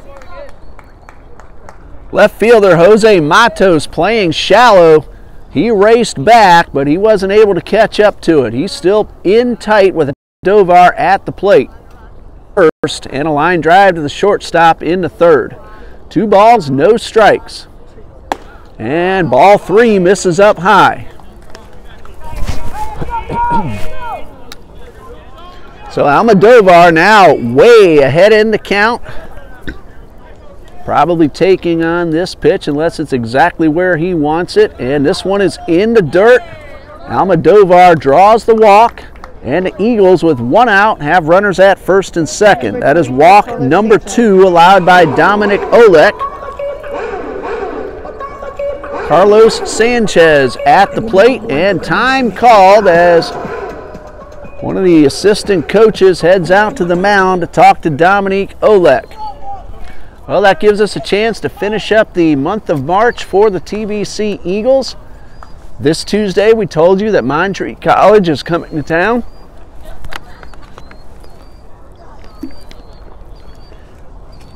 Excuse me, remember that ball game, the doubleheader start time is changed to 11 a.m. on Tuesday, March 12th. After that EC College Bash in Marietta, the next home series will be against the University of South Carolina Beaufort, Friday, March 29th. That will be a single game that we will do our double broadcast on, both YouTube and The Truth, and then a Saturday afternoon doubleheader on YouTube beginning at 12 p.m. So that ends the month of March, the schedule for the TBC Eagles baseball team. Everybody's back in position. We are ready to resume. Olek with runners at first and second, facing Carlos Sanchez. The first pitch gets away. Both runners will advance. Brian Lopez at third. Jordan Broden, the courtesy runner for Almodovar, moves into scoring position. Very good speed on the bases for the Eagles. 1 out. The pitch was low and inside for ball 1. Sanchez with a chance to drive home at least 1, possibly and hopefully 2. 1 ball, no strikes. Olek with the pitch and a foul tip. So a ball and a strike on the Eagles shortstop, Carlos Sanchez. He has flied out to left and grounded back to the pitcher. Olek in his first real jam of the night. 1 run is in. Here's the 1-1. It gets away. Lopez is going to score, and the Eagles lead it 2-0. That will be a wild pitch charge to Olek, his first of the night. Broden also takes third. So the Eagles now leading 2-0. Carlos Sanchez still has a runner at third and a count of 2 balls and 1 strike. 1 out. Now all 4 Trojan infielders playing tight. Olek from the stretch, the 2-1 on the way, line drive into right field, that's a base hit. Broden will score. Sanchez, the RBI single, and the Eagles lead 3-0.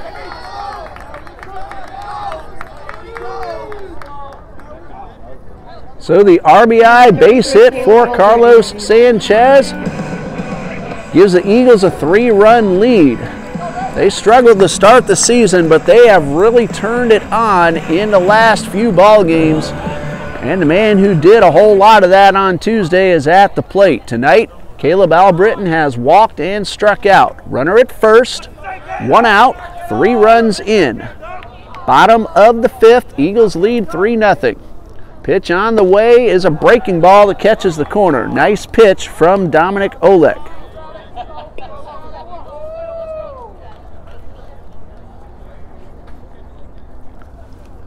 Eagles now with 4 hits off the freshman from Chicago. No balls and a strike. Runners going. The pitch low and outside. The throw down is off the mark, and that's a stolen base for Carlos Sanchez. Well, Coach Copeland sees an opening, and he's trying to take advantage. He's put runners in motion in this inning. Eagles have gotten on base, and they've gotten advanced, and they've gotten in. So, potential 4th run now in scoring position. 1 ball, 1 strike to Albritton. The pitch on the way misses low and outside.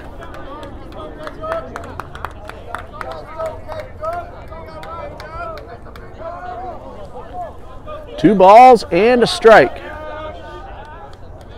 Olek checks the runner, now delivers. Chopper towards second, that will at least advance the runner. Henriquez had a little trouble with it, lost his footing, but he recovered in time to make the play at first. Sanchez does advance to third. Albritton, at least he moved the runner along and nearly beat the play at first, hustling all the way. Eagles take nothing for granted. They have speed, and Coach Copeland makes sure these guys hustle. And a little miscue nearly turned into an extra base runner and an extra out for the Eagles. Sammy Coffin at the plate with a runner at third and 2 outs. Olek from the stretch delivers. Little tapper right back to the box. Olek comes off the mound and gets the out at first. That ends the inning, but the Eagles put 3 runs on the board on 2 hits, a walk, a couple of wild pitches also helped. And after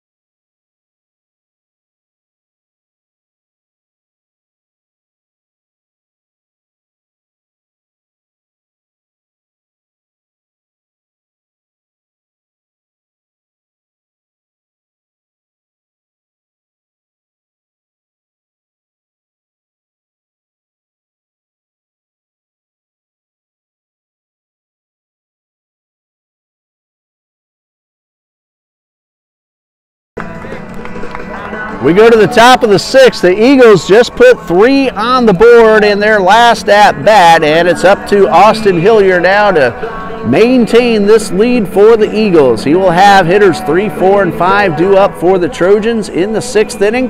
Pearson, Ballesteri, and Andahar.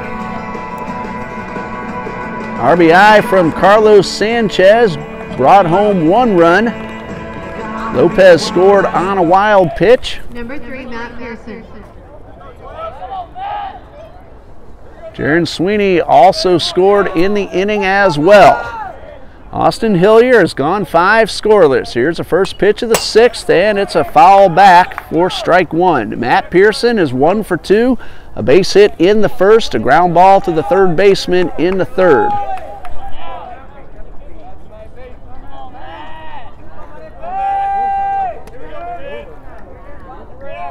Lopez drove home Sweeney with that RBI double, the first run of the ball game. This one is lined into right, and it drops right in front of Sammy Coffin, and that's the second time that Pearson has done just that. So he's now 2 out of 3.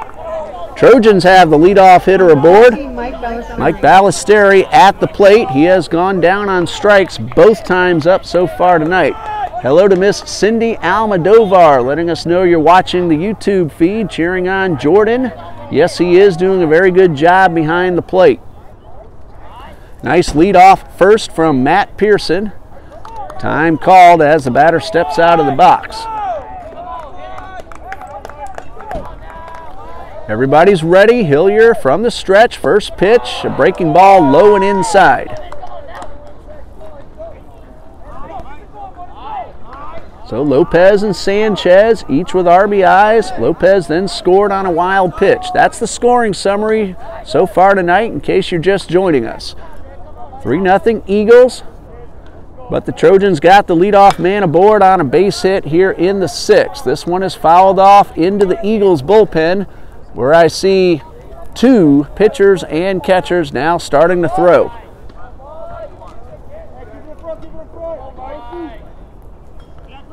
One ball, one strike. Michael Camacho, one of those 2 pitchers warming up for the Eagles. Throw over to first, and the runner is back. Can't see the other gentleman out there. Dugout is blocking my view, but Camacho, wearing number 21, he's one of the 2 pitchers starting to warm up. Here's the 1-1 from Hillier, a breaking ball in there for strike 2, a beautiful curveball. I don't see anybody up in the Trojans bullpen at the moment, and just as I say that, a head pops up and an arm starts to throw a ball. That view also blocked the blue covering along the fence. I can't tell who that gentleman is. The 1-2 on the way, a fastball misses well outside.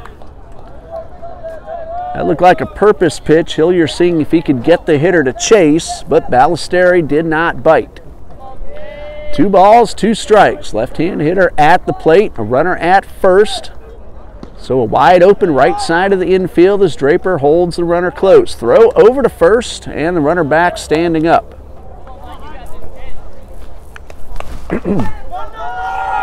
2 balls, 2 strikes. Hillier takes his time, a big lead off first. Now the pitch, a curveball, swing and a miss. And that's the 3rd time that Hillier has gotten Ballesteri on strikes. First out of the inning, 7th strikeout if I'm counting those up for Hillier correctly. And it brings up the DH, Emmanuel Andahar. He is 0 for 1, walked and stole the bases last time up, left stranded at 3rd. Pearson, the runner at first, a pretty good lead. And the first pitch on the way, a fastball up and away for ball 1.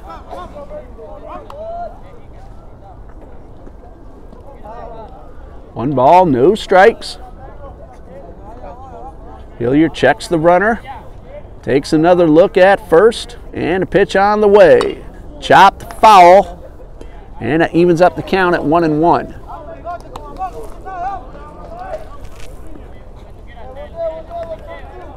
Eagles got to Olek half an inning ago. Trojans trying to return the favor to Austin Hillier. Runner at first, 1 out, 1 ball, 1 strike. Pearson shortens up his lead just a little bit this time. Now the pitch on the way, a curveball that Hillier wanted called and did not get. So 2 balls and a strike. Andahar ahead. Middle infielders playing double play depth, looking to turn 2. Rosario even with the bag and well off the line at 3rd. Draper holding the runner at first. Pitch on the way, a fastball right by him, and the count is even at 2-2. Lopez is shading a left-handed hitter to pull, so there's a big gap in left center. Quevedo not too deep in left, but well off the line. Coffrin playing pretty close to the right field line. Nothing outrageous, however. Left-hand hitter at the plate, Emmanuel Andahar. 2 balls, 2 strikes. Hillier's pitch is inside, and Andahar skipped out of the way. So 3 balls and 2 strikes, and we'll see if Coach Jack Jordan puts the runner in motion with 1 out. Hillier Takes his time getting the sign. Now in the set position. Runner not going, and ball 4 just a bit inside. Indahar crowding the plate. And now he is aboard, and it advances Pearson to second. Hillier took a look in at the ump, looking for strike 3 that he did not get. And now time called is Coach Jack Jordan heads out to home plate.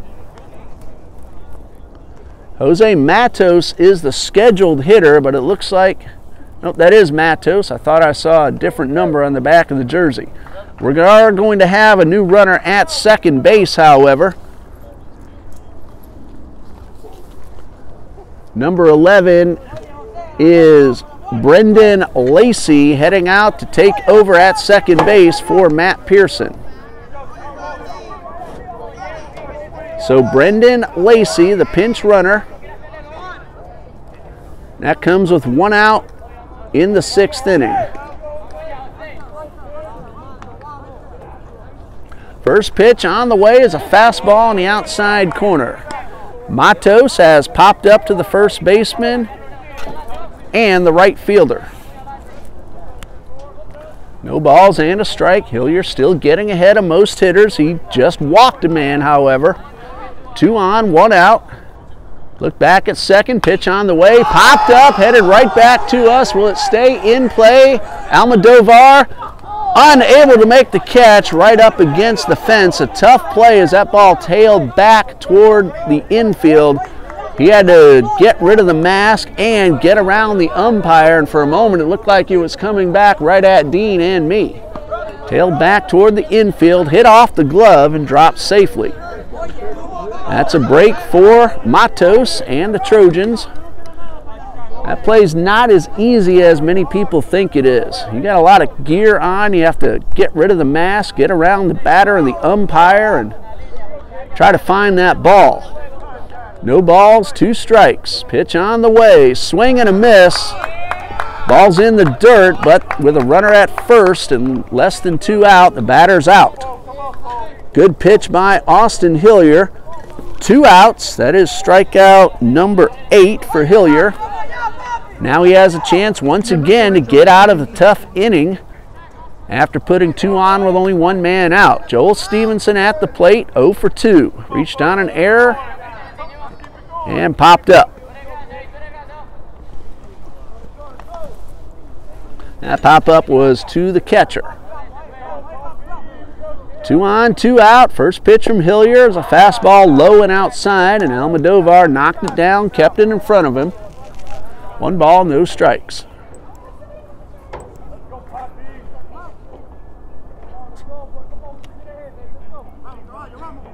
Hello to Ian Ryan watching us here on the YouTube feed. The 1-0.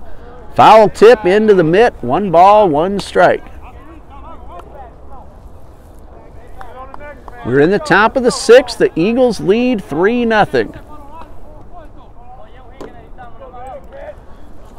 Trojans batting with the potential tying run at the plate. 2 on, 2 out, 1 ball, 1 strike. Hillier takes a long look back at the runner at second and delivers. A breaking ball catches the inside corner, and Hillier again gets ahead in the count. Still 2 Eagles throwing in the bullpen. And a Trojan warming up down the right field line as well. 1 ball, 2 strikes. See if Hillier takes a little something off this next pitch. The 1-2 on the way, a fastball that broke down. Looked like he was trying to throw a slider, and another nice block by Almodovar. So it looked like a fastball at first, but it had a lot of bite to it away from the right-hand hitter. Good block by Almodovar to keep the runners where they are. 2 balls, 2 strikes.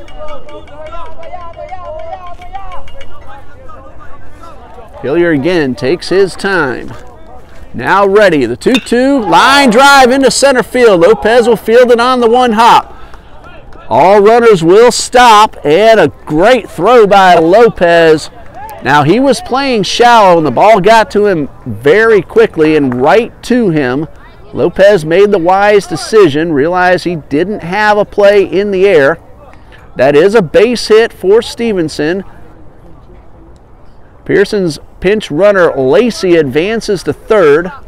Andahar to second. The bases are loaded. 2 men out.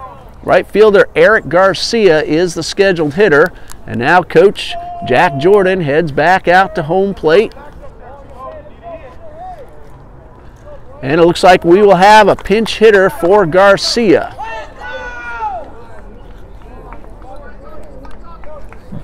Blake Lazaris Number 20, Blake Lazaris, will be the pinch hitter.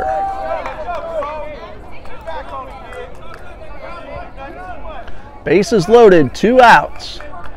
Blake Lazaris, a freshman from Colgate, Wisconsin, trying to get the Trojans on the board. Hillier's first pitch is a fastball outside for ball 1.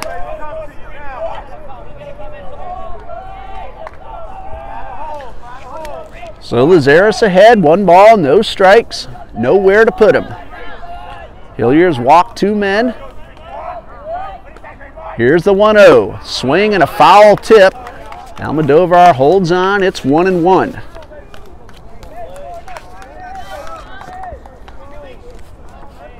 The base hit into center, but Lacey held up at third. Lopez made a good strong throw. Here's the 1-1, swing and another foul tip into the mitt. Almodovar holds on, it's 1-2. So Hillier has struck out 8. Number 9 would end this threat. Don't care how you get him, let's just get him. 1 ball, 2 strikes, 2 outs. Hillier from the stretch with the bases loaded. The 1-2, high pop foul out of play, will do it again.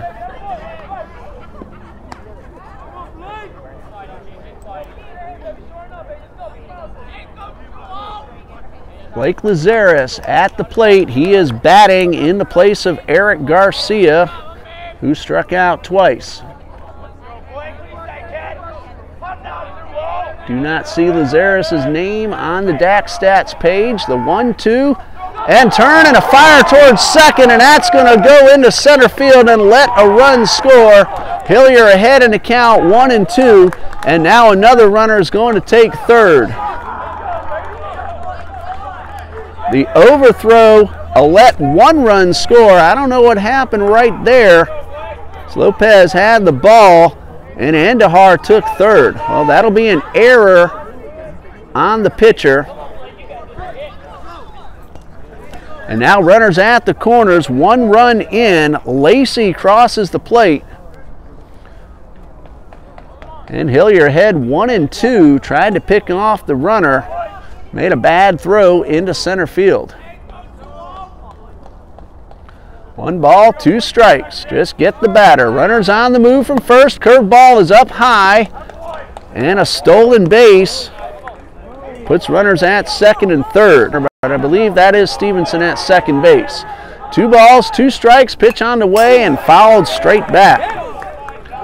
So the miscue from Hillier just a moment ago has turned into 1 run, and now he's trying to keep it right there at 1. A base hit could tie up the ball game.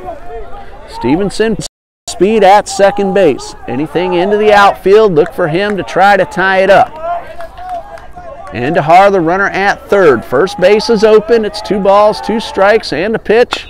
Chopper towards third. Rosario cannot corral it, and everybody is safe. That'll be an error on the third baseman. No RBI credited to the batter, Lazaris, but the run scores, and it's 3-2. So 2 errors have allowed 2 runs to score, and now Hillier also has to throw some extra pitches. Timeout called. Coach Copeland heads out to the mound. 3-2 Eagles lead. Back in 60 seconds on the Eagles Radio Network.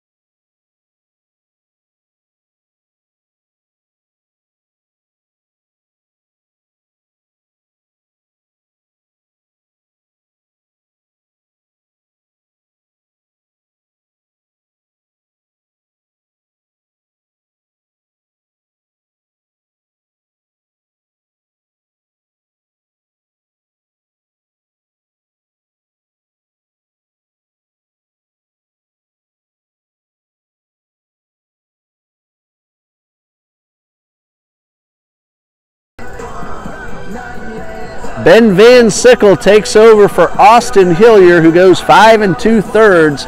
2 unearned runs so far, and he still is responsible for the 2 men on base. Hillier threw a ball into center field. That let 1 run score. Rosario missed a ground ball to third, and that let a 2nd run to score. So the Eagles' lead is down to 1. It is 3-2. Ian Ryan, a TIU baseball player, hospitalized. Sorry to hear that, Ryan. Ian Ryan couldn't make the trip with the team, but is enjoying the broadcast. Well, hopefully you won't enjoy it too much, because we don't want your tying run to score from third, but glad to see you're doing all right. Hope you're out of that hospital and back on the field before too long. Dance 10175, Coach Jordan's wife. Thank you for checking us out on the YouTube feed. Ben Van Sickle comes into the ball game with runners at the corners.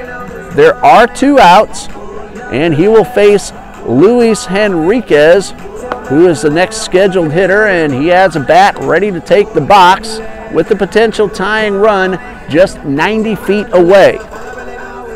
2 errors have allowed 2 runs to score. They're both unearned, but they count just as much.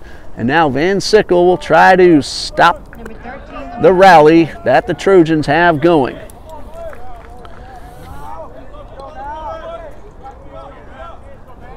Hillier allowed 4 hits, both runs unearned. He walked 3 and struck out 8. First pitch from Van Sickle is a slider on the outside corner for a strike.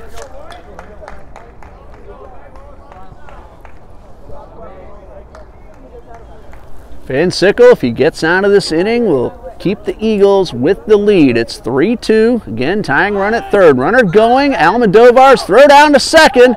Double steal attempt. Throw home. Gets away. We're tied at 3. And another runner will advance to third base. That is a stolen base for Lazarus.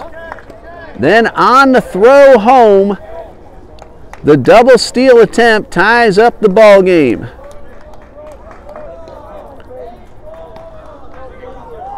An overthrow allows another runner into third. That's a 3rd error of the inning for the Eagles. All 3 runs unearned. Potential go-ahead run now at third. A ball and a strike, and a high pop-up over near the dugout. Draper giving chase, leaps over the fence, but it's out of his reach. So just like that, Austin Hillier can no longer win this one.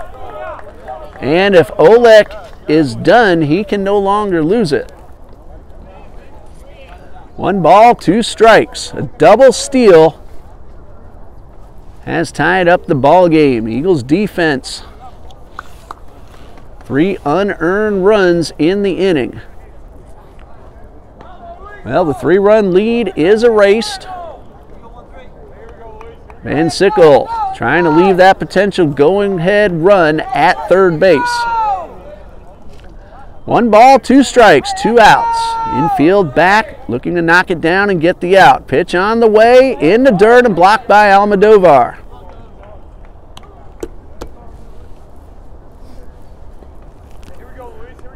So the count now, 2 balls, 2 strikes. TCA Conquerors have come back to tie it up at 5. They're batting in the 5th inning. 2-2 on the way from Van Sickle, and in the dirt. Almodovar gets his body in front of it, kept it from getting too far away, and the runner Lazarus at third base had to hold up. He came down the line, but Almodovar pounced on the ball and was ready. Payoff pitch with 2 outs coming from Van Sickle to Luis Henriquez. He has a base hit in 2 trips to the plate. 3-2 pitch, line drive, foul down the right side. Well, the Eagles opened the door and the Trojans went through, tied up the ball game with 3 runs.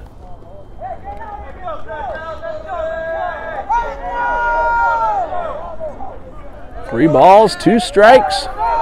Van Sickle from the stretch And the payoff pitch in the dirt. That is ball 4.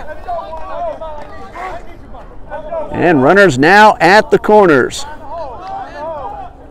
Number 10. And Sickle walks the first man he faces, and now he has to deal with the top of the order. Latimer is 0 for 2 with a walk. Last time up, tried to bunt his way aboard, nearly beat the play, but Hillier got off the mound, chased it down the right field line, and was able to flip the first in time for the out. And I mean just barely in time.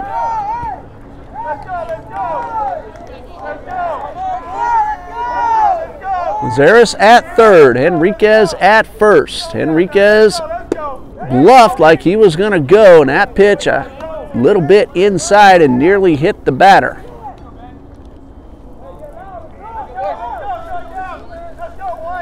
And Sickle, the freshman from Paxson High School here in Jacksonville, needs to get this batter right here, keep the game tied. The 1-0 on the way, swing and a miss, and Latimer chased one in the dirt. He knows it, he wants that one back. 1 ball, 1 strike.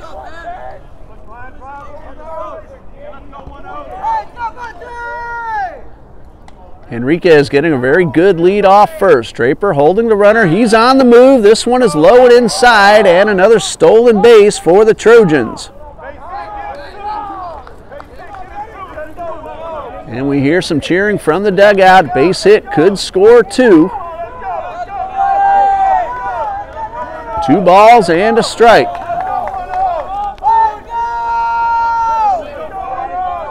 And Sickle takes his time, looks in for the sign, delivers a 2-1. Line drive, base hit into right, that will score 2. Lazaris scores, Henriquez around third. He will score, and the Trojans have scored 5 unearned runs here in the top of the 6th. That is a 2-run single for Latimer. It is 5-3 Trojans. Number 28, Iniel Santana. Close the book now on Austin Hillier. 4 unearned runs. That second run charged to Van Sickle. Runner at first, 2 outs, swing and a miss. Trojans have batted around. This is the 9th hitter of the inning, Iniel Santana. He is 0 for 3.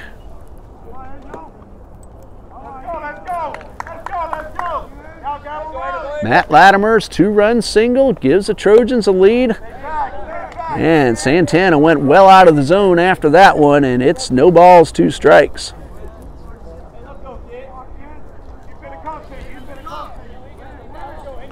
Well, that overthrow into center, that opened the door, and the Trojans, like I said a moment ago, drove on through for now 5 unearned runs. This pitch misses well outside. 1 ball, 2 strikes.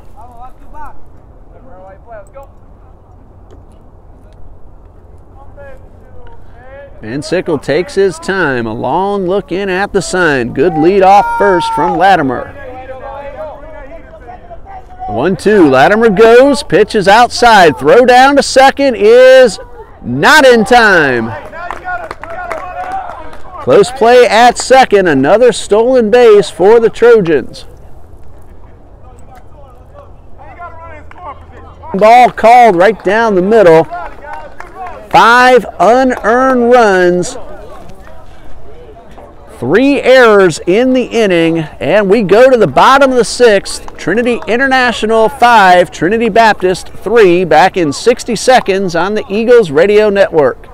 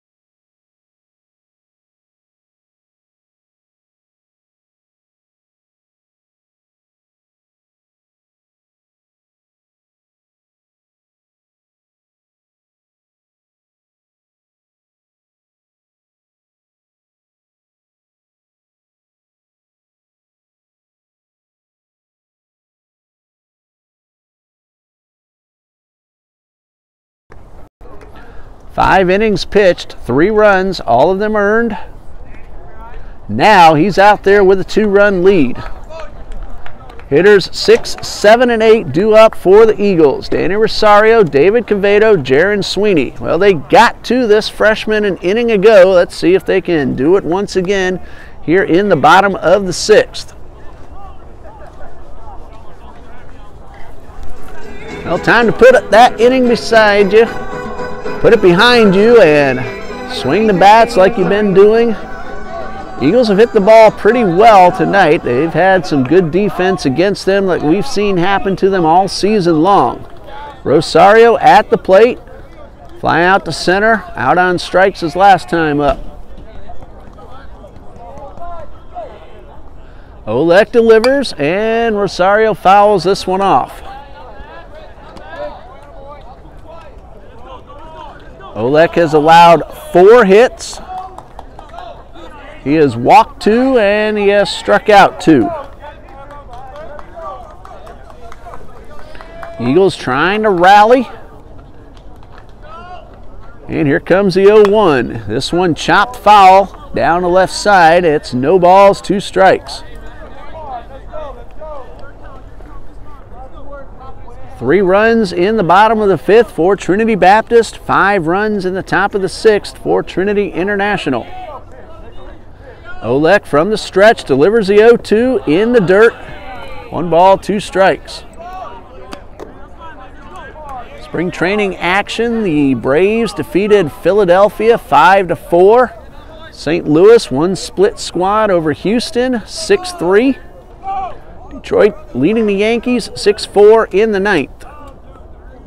No balls, 2 strikes. A breaking ball stays upstairs a little bit too much, and it's 1-2. In the 4th, San Francisco leads Cleveland 1-0. Cubs and Mariners tied at 2 in the 2nd. Kansas City and the Dodgers. Kansas City a split squad. That ball game just getting started. Toronto routed Pittsburgh 11-0. Tampa Bay and Minnesota, the only time you'll see a final tie scores in spring training, 5-5. Baltimore 4, Red Sox 2. 1 ball, 2 strikes. Olek with the pitch. Fastball, it dips down low. It's 2-2. St. Louis split squad defeated Washington 3-2. Toronto over Pittsburgh's split squad, both teams splitting it up. Toronto wins it 5-2. And Miami beat the Mets 10-3. Time called. Olek wants a new set of signs, and now he wants to call his catcher out to the mound. Count of 3 balls and 2 strikes, and now the umpire heads out to the mound as well. Don't know what they're discussing, but the conference is broken up. Both catcher and umpire heading back to the plate. Milwaukee defeated Arizona 6-3. Kansas City split squad over Cincinnati 8-3. Oakland over San Diego 6-5. 3 balls, 2 strikes. Rosario digs in. Dominic Olek with the payoff pitch. High pop-up on the infield. That will be an easy play for the second baseman, Henriquez, for out number 1. White Sox 15, Angels 8, Colorado 11-10 over Texas. That's a spring training action for this Friday afternoon and evening. David Quevedo at the plate. He's 0 for 2, reached on an error, grounded out to the second baseman.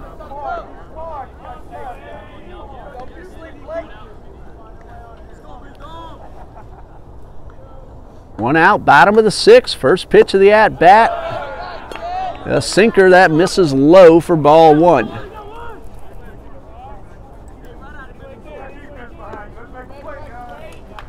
1 ball, no strikes. Olek had worked quickly most of the game. He slowed things down this inning, and the fastball misses upstairs, and we are at 2 balls, no strikes. David Quevedo at the plate. Jaron Sweeney, Kristen Draper, the next 2 scheduled hitters. 2-0 on the way, swing and a miss, and Quevedo took a big rip and came up empty.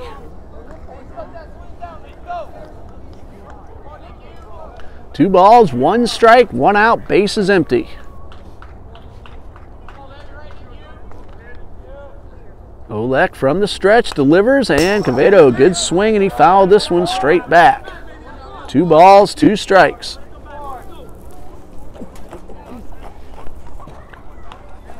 Conquerors now batting in the top of the 6th, tied with Trinity Catholic. 5-5, that game down in Ocala, Florida. 2 balls, 2 strikes. Olek delivers in the dirt, and the count is run full.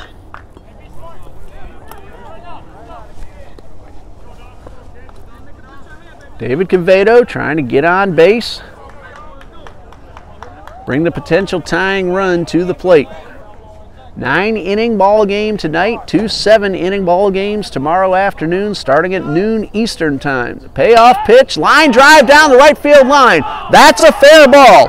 Right on the Eagles have a runner at third. So let's see if Sweeney can cash in at least this one run. David Quevedo drove it right down the line. It was fair, but not by much. I had to see what the umpire called as the chalk line down the line. Very difficult to see once it gets out into the grass. Trinity Christian Academy Junior Varsity played here earlier today. They wore out some of the chalk lines down the sides. Well, Quevedo has himself a triple. Jaron Sweeney trying to drive home the run. He was hit by a pitch and scored his last time up. First pitch on the way. A high pop-up, shallow. In fact, maybe on the infield. Quevedo cannot even try to advance. And a big second out for Dominic Olek, keeping that runner at third base. Number 13, Christian Draper. So 2 outs, and it's up to Christian Draper to bring the run home.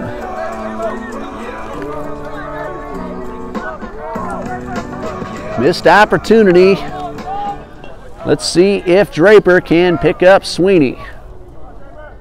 Quevedo leads off third. Pearson not holding him very closely. First pitch on the way, a breaking ball that misses up high. Pearson came out for a pinch runner. He's back at third base. His pinch runner, Lacey, scored the first run of that 5-run 6th inning. 1 ball, no strikes. Swing and a miss, and the count even at 1-1. Nope, my mistake. It is Lazarus who stayed in the ball game. Thank you to the gentleman to my right.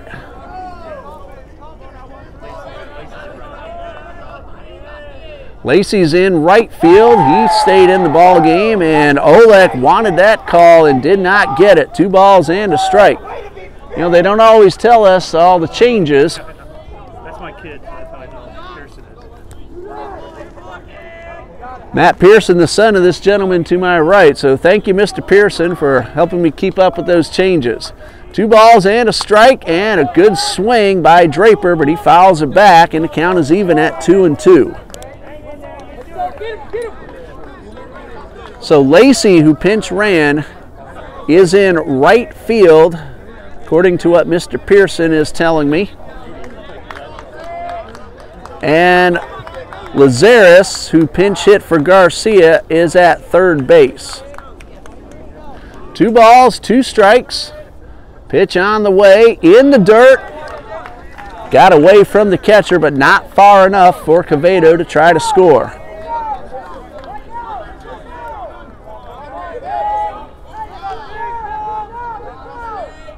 Well, Mr. Pearson, Matt has a couple of base hits, and his base hit started that 5-run rally.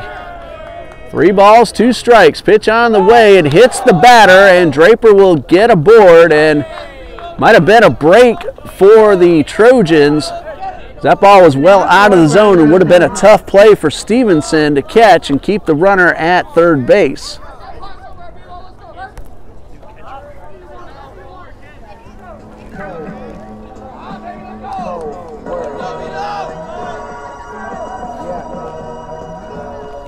New man behind the plate. Again, they don't tell us all the changes. And I'm dealing with the umpire sitting right in front of me as well. Andrew Johnson is the new catcher in place of Joel Stevenson. Runners at the corners. 2 men out. Olick trying to get out of the inning. Throw over to first, and Draper is back. Cavedo got a good jump off third in case that ball got away from the first baseman. That is still Ballesteri at first, right? Okay. Just making sure.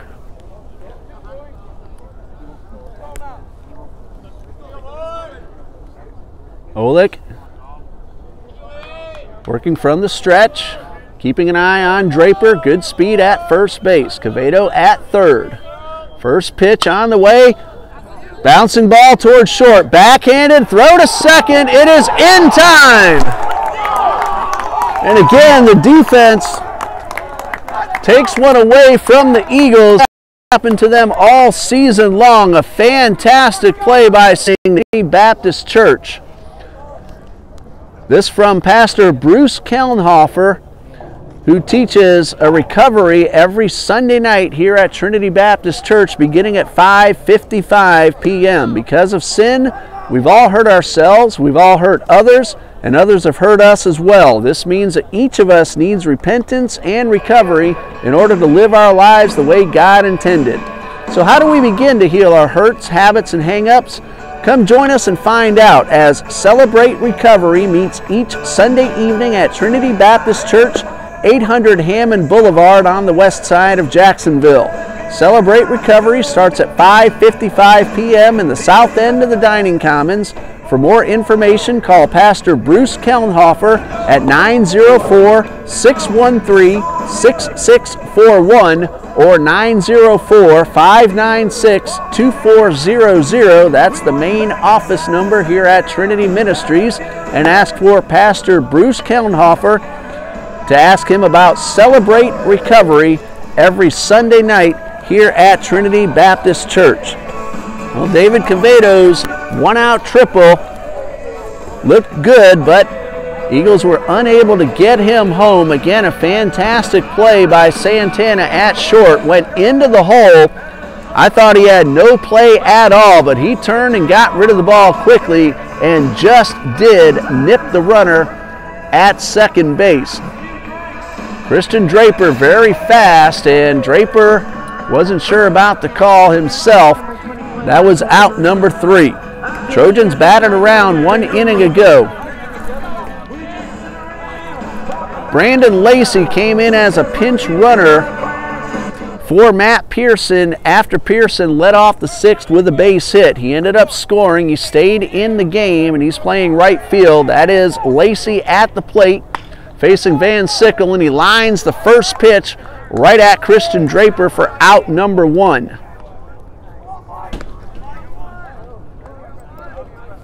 Well, Brendan, you didn't even give me a chance to see how you're doing on the season. 1 pitch, 1 out. Good start to the inning for Ben Van Sickle. Lacey coming in to tonight's play, 1 out of 8, now 1 out of 9. Ballesteri, first baseman at the plate, base is empty. Emmanuel Andahar and Jose Matos, the next scheduled hitters. No balls and a strike, a breaking ball this time on the outside corner, so Ben Van Sickle has painted both corners so far in this at-bat, and he's ahead of the hitter. No balls, 2 strikes. So Van Sickle takes a long look in. This is his first full inning of work, and a pitch on the way is fouled off.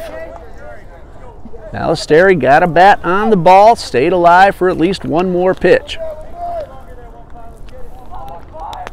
Eagles got 3 in the bottom of the 5th. Trojans got 5 unearned runs, all after 2-out error opened the door. No balls, 2 strikes. Pitch on the way, swing and a miss, and that's the 4th time tonight that Ballesteri has gone down. All 4 times swinging. 2 outs, very good start to the inning for Ben Van Sickle. Number 31, Emmanuel Andahar. Emmanuel Andahar has walked twice, stolen a base, scored a run. Nothing out of one officially. His first time up, a fly ball to left. So Van Sickle looking for a good, clean inning. Got the first two men on strikes. Checked out a line drive and then a strikeout. And the first pitch, fastball by the hitter. Makes the count 0-1.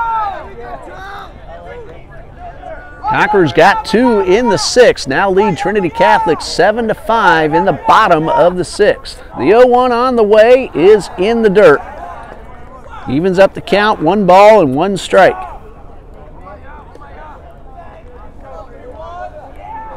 Both bullpens very quiet at the moment. We'll see if Olek comes out in the bottom of the seventh. Sometimes the pitchers warm up and then head to the dugout before heading onto the field. Here's the 1-1. Square around a bunt, and it's down the left side and foul. So a 1-1 surprise. That was a bunt attempt for a base hit, obviously, with the bases empty. Andahar hid that bunt attempt very well, squared around at the last moment, but he fouled it off. So 1 ball, 2 strikes. Van Sickle takes a long look in now from the set position. From the stretch, pitch on the way, chopped right back to the box. Van Sickle fields, takes a few steps towards first. His underhand toss nearly got by Draper, but Christian Draper is able to make the play, and that retires a side. A 1-2-3 inning for Van Sickle. We go to the bottom of the seventh. Eagles trail 5-3. Back in 60 seconds on the Eagles Radio Network.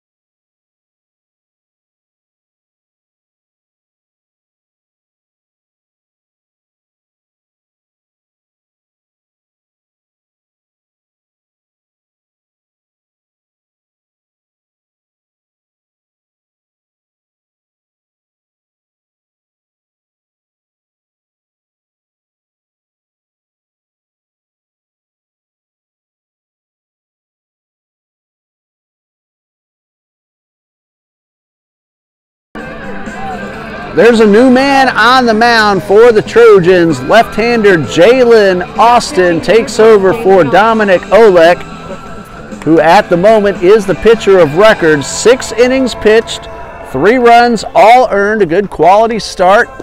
Olek allowed 5 hits. He walked 2, he struck out 2, hit a batter, and threw a couple of wild pitches. So Jalen Austin now on the mound, a junior from Battle Creek, Michigan, taking over in relief. I believe this is his first appearance on. The lefty will have 2 left-handed hitters, barring any lineup changes by Coach John Copeland. At the moment, I do not notice any other changes on the field for Trinity International. Brian Munoz had a 2-run homer that gave the Conquerors that 7-5 lead against Trinity Catholic. Munoz now with 3 RBIs on the night. Trinity Catholic now batting in the bottom of the 6th. The Conquerors lead at 7-5. So Brian Munoz getting on the home run board for the Trinity Christian Academy Conquerors. Jordan Almodovar walked and scored his last time up. He's hit the ball hard twice, 0 for 2 officially. Here comes the first pitch from Austin, a fastball that's fouled straight back. Jalen Austin, again, looks like he's making his first appearance of the season. First pitch fouled off, no balls and a strike. And the lefty delivers. Almodovar check swing. They're going to check down first base line, and no indication as of yet. So now It is ruled a swing. A little bit late on the call. Almodovar down, no balls, 2 strikes.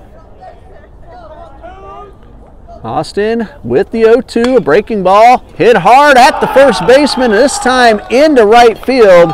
It took a big hop over the right shoulder of Mike Ballesteri, and that's a base hit for Jordan Almodovar. About time one of his hard hit balls went through. He hit that one just as hard as the other 2, and he's going to come off for a courtesy runner, Jordan Broden, once again. That one hit hard, but it took a funny hop over the shoulder of Ballesteri. So Almodovar aboard. Jordan Broden, very fast, takes over as the courtesy runner. Carlos Sanchez had an RBI single his last time up. He's 1 for 3.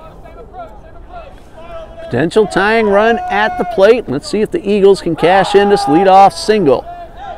Just a soft toss over to first just to let Broden know Austin knows you're there.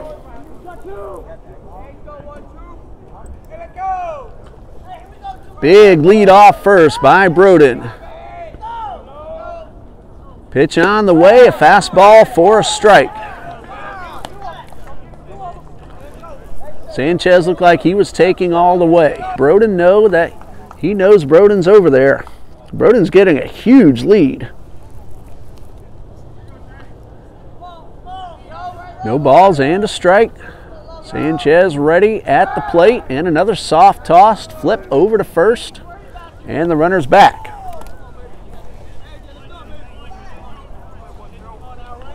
Eagles looking to get back into it, trailing by 2 after leading by 3. Now the pitch on the way. This one, a breaking ball that breaks a little too late, and it evens up the count. 1 ball, 1 strike. Another big lead off first from Broden. Austin picks it up, throws over to first. Ian Ryan saying Matt Pearson is his roommate when the Trojans travel. Pearson's looking pretty good tonight. And a pitch on the way, a breaking ball in there for strike 2. Sanchez disagrees, but he's down in the count. Again, Ian, we hope you're all right, out of the hospital soon and back onto the field before too long. Get healthy, that's number 1. 1 ball, 2 strikes. Austin again throws over to first, and he's kind of tipping off when he's going to pitch and when he goes to first. Each time he has thrown without that flip toss anyway, he's kind of leaned backwards and lifted the leg up high. When he goes to the plate, it's a little bit lower kick.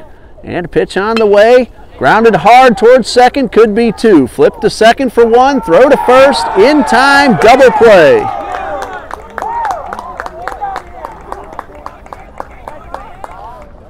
So the leadoff single is erased on the double play. Sanchez hit the ball right at Santana. He made a good feed to second, and Henriquez made a perfect relay throw to complete the double play. So the Eagles get the leadoff man on, but now base is empty with 2 outs for the DH cleanup man, Caleb Albritton. He is 0 for 2, walked in the first.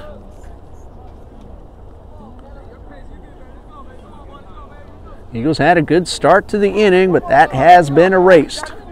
Austin got the ground ball he was looking for. Good defense by the Trojans. First pitch to Albritton in the dirt for ball 1.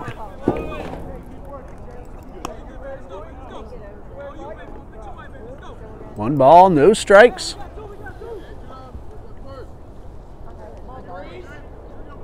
Austin in relief of Dominic Olek. Here's the 1-0. Fastball misses upstairs. 2 balls, no strikes. Sammy Coffrin waiting on deck, looking for an opportunity with a runner on base. Here comes a 2-0 from Austin, and a fastball taking all the way for strike 1. 2 balls and a strike. Albritton crowding the plate right on top of the batter's box line. Here's a pitch. Chopped up the middle. Santana fields, throws to first, and he played the batter just right and got the out to end the inning. The Eagles get a hit, but the double play takes them off the bases. And after 7, it is 5-3 in favor of the Trojans. We'll be back in 60 seconds on WTRJ on the Eagles Radio Network.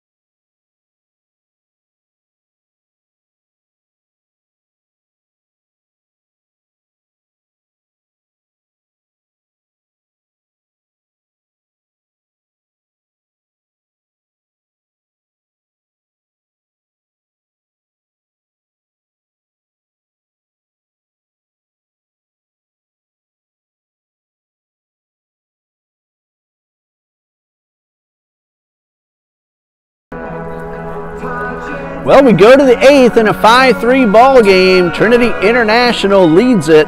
They got 5 runs in the 6th, all unearned. The Eagles committed 3 errors during that inning after 2 men were out. Ben Van Sickle had a perfect 7th inning. He's back out there on the mound as we start the 8th. He will face Jose Matos, number 6 hitter in the batting order. Andrew Johnson, the new catcher, barring any changes, will get his first at-bat of the night. And then Blake Lazaris, who came in as a pinch hitter in the 6th. He's the number 3 man of the inning. Matos at the plate, swing and a miss, and that is not Matos. That is a new batter. That is Julius Torres at the plate, now batting in place of Jose Matos.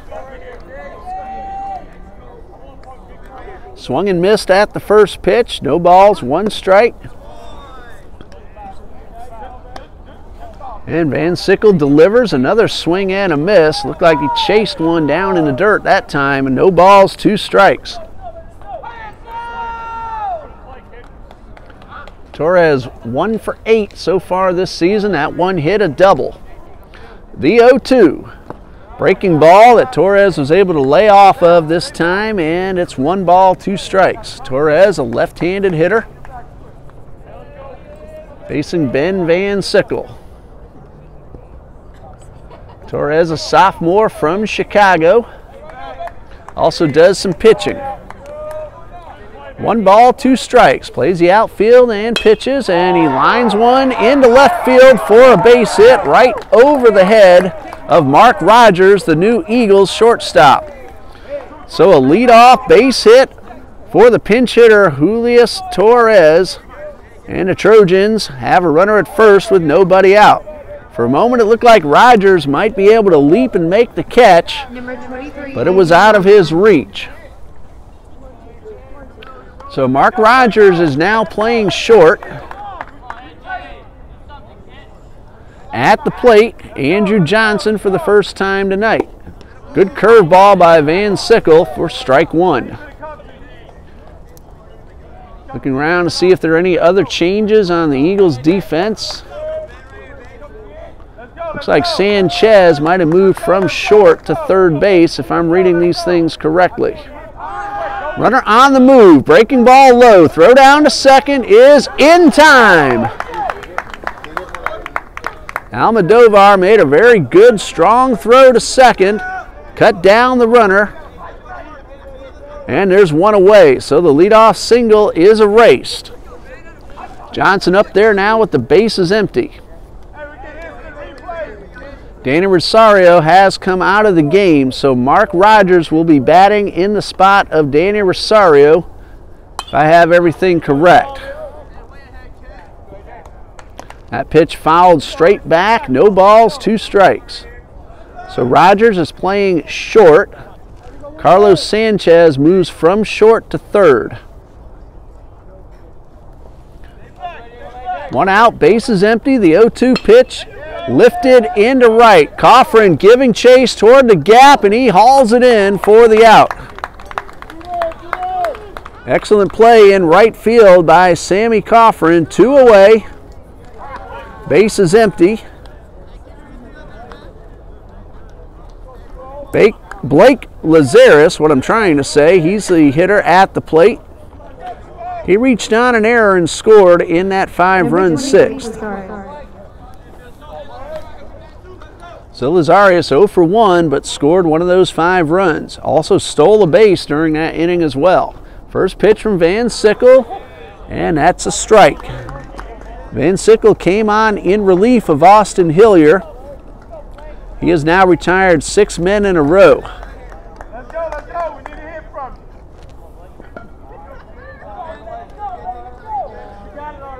you. The 0-1 coming from Van Sickle. Takes a long look in, now set, and the pitch. This one misses low for ball 1. 1 ball, 1 strike. Looking ahead to the bottom of the 8th, Coffrin, Rogers, and Cavedo are the scheduled hitters, barring any other changes from Coach John Copeland. Van Sickle ready with the 1-1. Bouncing ball up the middle. It'll be fielded. A turn and throw to first is not in time. Close play at first, but hustle all the way from Lazarus. He gets himself an infield single. Well, Sweeney trying to do the same thing that Santana did on him. Throw to first, though, not in time. 2 outs, Luis Henriquez at the plate. He walked, stole the base, and scored during that 5-run 6th inning. Number 13, Luis Enriquez. He is 1 for 2 on the night. That base hit came back in the 3rd. Runner at first, 2 men out. Lazarus, the hustle, infield single, and the first pitch misses inside for ball 1.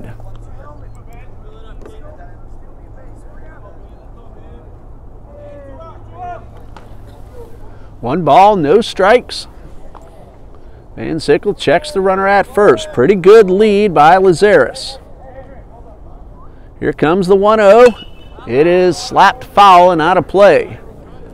Final score from Ocala, Trinity Christian Academy 7, Trinity Catholic 5. A 2-run homer from shortstop Brian Munoz. One of the many seniors on the Conquerors roster has given the Conquerors the win. That came in the 6th, and the Conquerors held on. This one foul ball, and the runner Lazarus will return to first. So congratulations to Coach Gil Morales of the high school TCA Conquerors. Picking up another win in the regular season now. They are undefeated, 6 wins, no losses. The only loss was a preseason game, 1-0 down in Plant City. 1 ball, 1 strike, runner on the move, and this one is fouled off. So 1-2. Lazarus will return to first. That ball game down in Plant City. 2 Florida State University senior commits on the mound. Dylan Simmons for the Conquerors.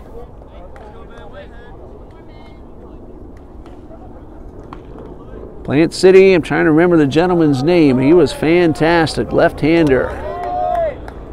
1 ball, 2 strikes, and a pitch. Just a little bit low. It is 2-2. I believe his name is Blake Perkins, if I'm remembering that correctly. Plant City High School. He and Dylan Simmons of the Conquerors both on their way to Florida State University next fall. 2 balls, 2 strikes, 2 outs. Pitch on the way. 1 hopper towards second. Sweeney will go the short route to Rogers covering, and that retires a side. A base hit, but 1 man left, and we go to the bottom of the 8th. Trinity International leads it 5-3. Back in 60 seconds on WTRJ and the Eagles Radio Network.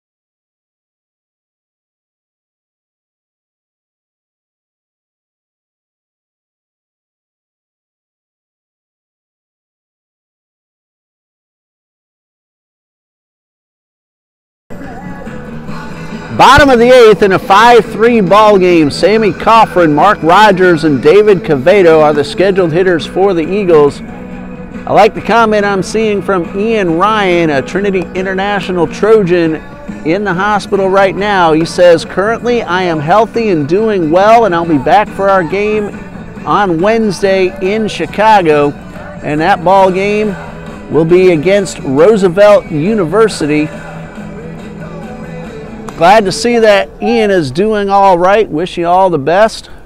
Glad you're healthy and able to get back onto the field. Number 8, Sammy Coffrin. Right now, the Eagles trail by 2. They need a base runner to bring the potential tying run to the plate. Sammy Coffrin has hit the ball pretty well a few times. He's 1 for 3 with a stolen base.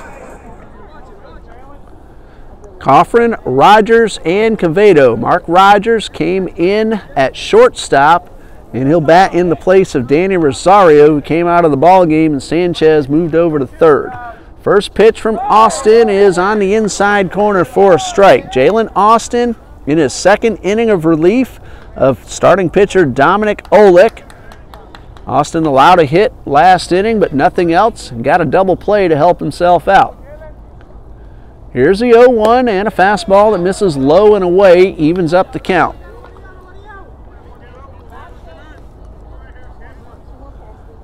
Olek with 6 innings pitched, a quality start, 3 earned runs. Did a nice job. Eagles got to him in the 5th, however. The 1-1 and a fastball on the outside corner makes the count 1-2.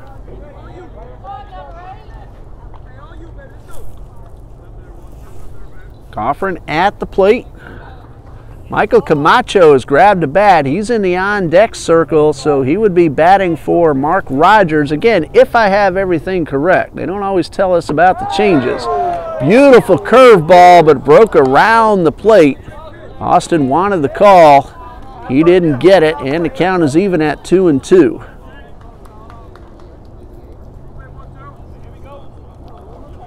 Two balls, 2 strikes. Austin, the lefty, from the stretch. Fastball upstairs, and the count is full.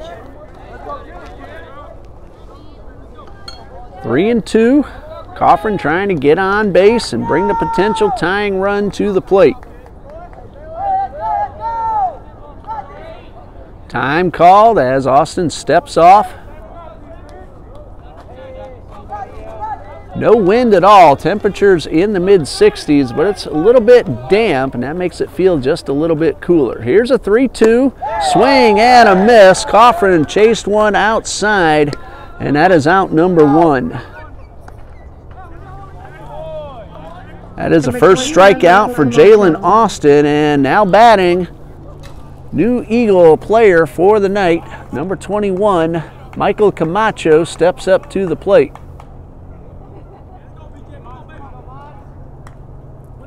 He's batting 184 on the season. Batting in the number 6 spot. Gets ready for the first pitch from Austin. A breaking ball that misses outside.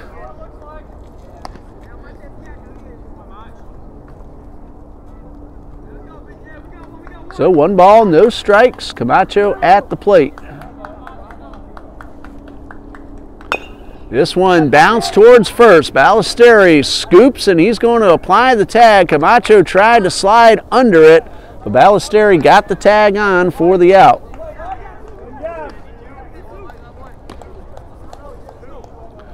So 2 outs, bases empty. David Cavedo at the plate. He tripled his last time up with 1 out, but the Eagles could not get him in.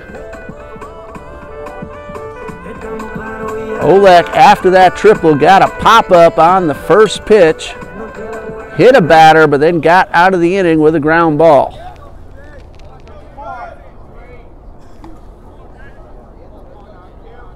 So 2 outs, bases empty. First pitch is a breaking ball in the dirt.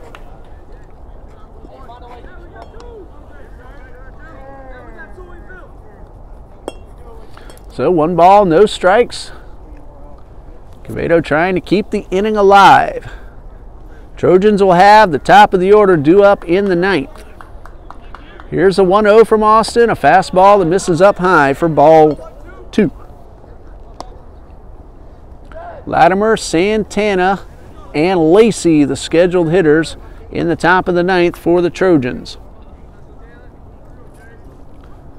The 2-0 on the way. Breaking ball that stays upstairs, and Quevedo ahead, 3 balls, no strikes. Jaron Sweeney on deck, and if they can keep the inning alive, Draper, then the top of the order will follow. 3 balls, no strikes, pitch on the way, and this one misses outside, and the Eagles have a runner aboard. Number 2, Jaron Sweeney. First walk allowed by Jalen Austin brings up Jaron Sweeney. He's 0 for 2. He was hit by a pitch and scored a run in the 5th.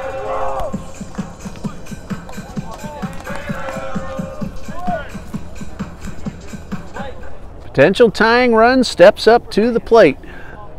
5-3 Trinity International leads. All 3 runs for Trinity Baptist in the 5th, all 5 for Trinity International in the top of the 6th. Quevedo leads off first. Jalen Austin checks the runner, delivers a first pitch to Sweeney, a fastball upstairs for ball 1.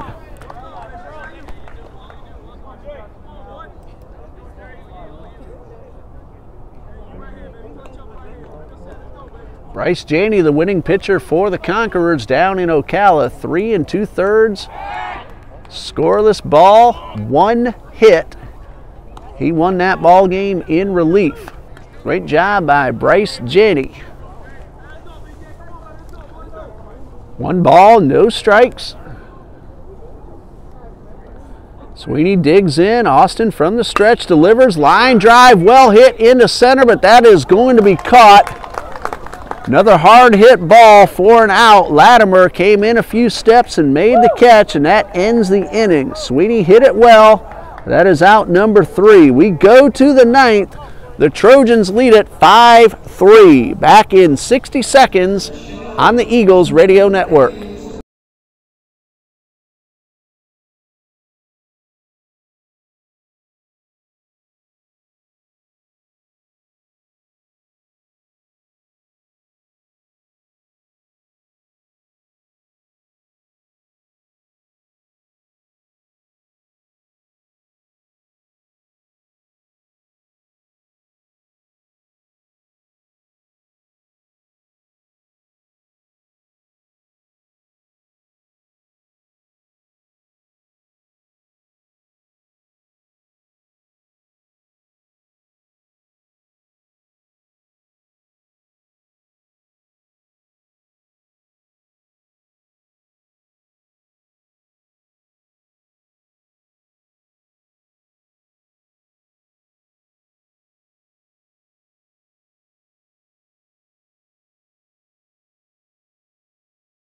And the Eagles have a new man on the mound wearing number 14, sophomore Austin Lane Fry, and he will have the top of the order to contend with Matt Latimer, Enyel Santana, and Brendan Lacey.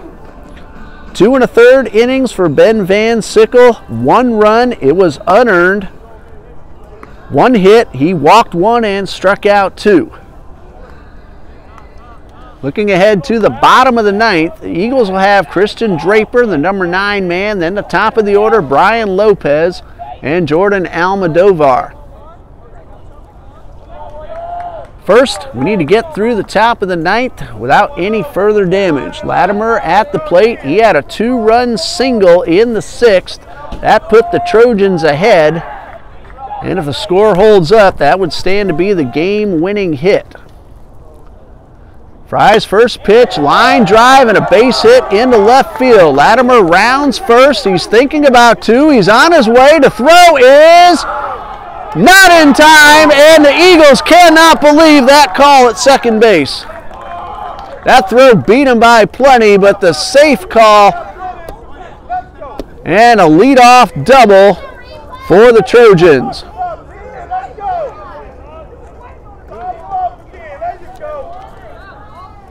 Sweeney had the ball before Latimer even started to slide, but the call was safe, and Coach Copeland out there, he wants to know why the call was safe. I want to know too. That throw beat him by a whole lot.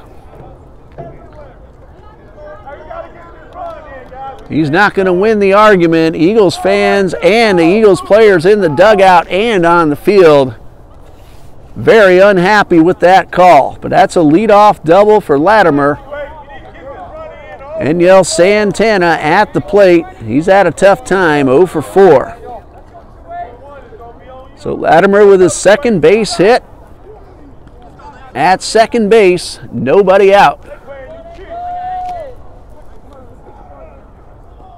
Pitch on the way, a swing and a miss, blocked by Almodovar. Keeps the runner at second base. My only guess, and I'm a long way from second base, is that he somehow got around the tag. That throw beat him. Again, he hadn't even started sliding yet when Sweeney had the ball. No balls and a strike. Pitch on the way, a breaking ball in there for strike 2.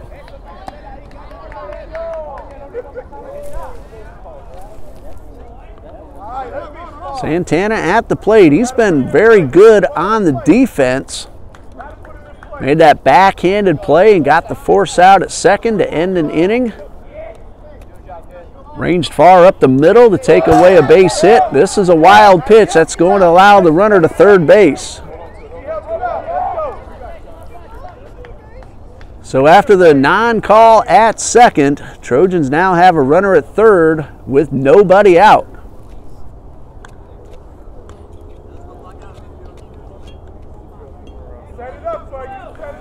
One ball, 2 strikes. Eagles have to pull in all 4 infielders. All 3 outfielders mid-range. Fry looks in for the sign. He's ahead 1-2. From the stretch, pitch on the way. Fastball up high, and it's 2-2.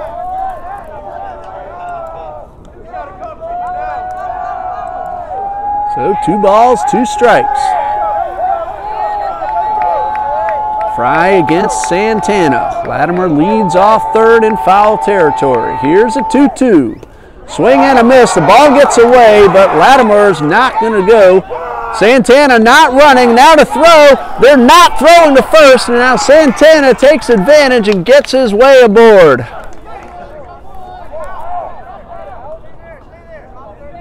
Now the umpire gave an out signal. The ball hit the ground. First base was open, and now let's see what this call is about. And now Coach Jordan wants an explanation. The ball hit the ground. At first, Santana did not run. Then when he noticed the ball at the backstop, he took off. The throw went to the plate. Fry did not throw to first. Santana still standing on first base. It's a strikeout regardless of the final result, but will he be allowed to stay on first is the call. Good call. Still no indication of the final result. Santana still standing on first. And now he's heading to the dugout, so that goes as a strikeout. It would have been a strikeout either way, but now it is officially the first out of the inning. First strikeout for Fry. A couple of unusual calls, controversial to start this top of the 9th. Each team got a break on a call. 1 out, runner at third. Lacey at the plate, ball in the dirt, blocked by Almodovar. Brendan Lacey, line to the first baseman, his only time up. Entered the ball game as a pinch runner in the 6th. That at-bat came in the 7th.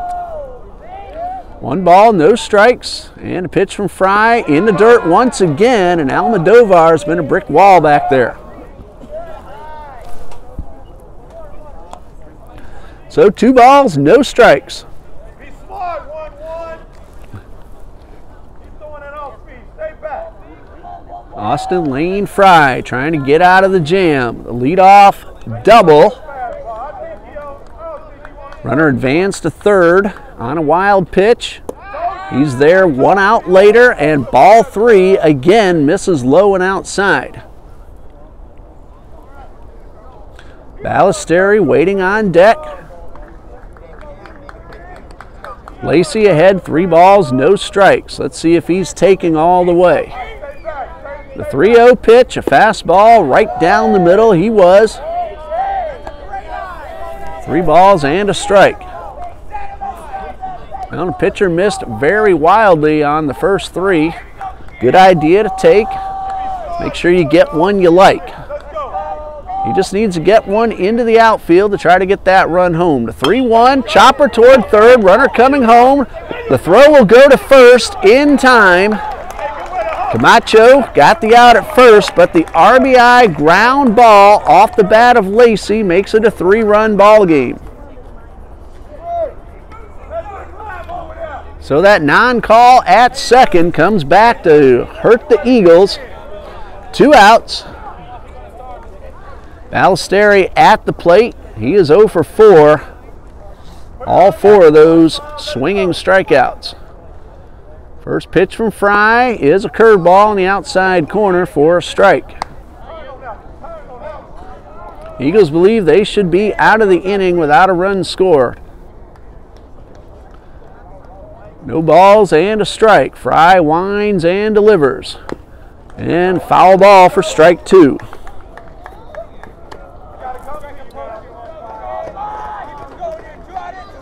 Ballestero, no balls, 2 strikes.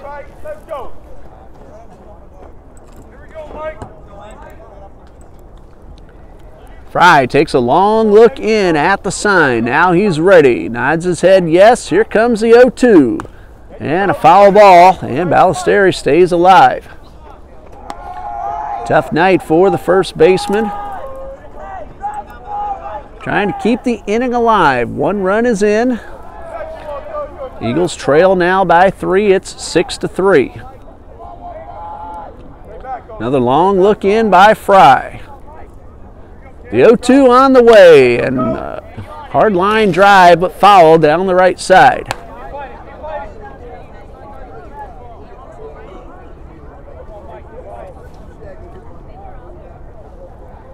Another 0-2 pitch. Fry takes his time. Now he's ready. Wind up and the pitch. This one got away from him. Looks like he tried to overthrow that one. And it's 1-2. We'll be back here tomorrow at noon on TBC Eagles YouTube feed only. No radio broadcast, but we're glad everyone's able to either watch or listen one way or another. That fastball hits the batter. And now Eagles fans, Ballesteri didn't move at all to try to get out of the way, and the Eagles and their fans very unhappy with the officiating of this inning. Now both umpires are going to talk about it to the right of the pitcher's mound, and it looks like the call will stand.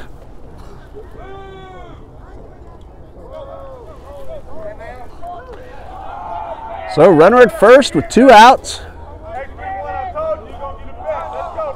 Also still wondering about that strikeout with the first base open, and Santana reached base but was not allowed to stay. So now a timeout call by Coach Jordan. We're going to have a new runner at first base. Adrian Lugo takes over at first, running for Ballestero.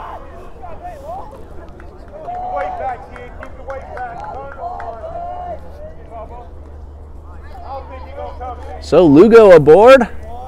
He's the pinch runner. Fry steps off, looks the runner back.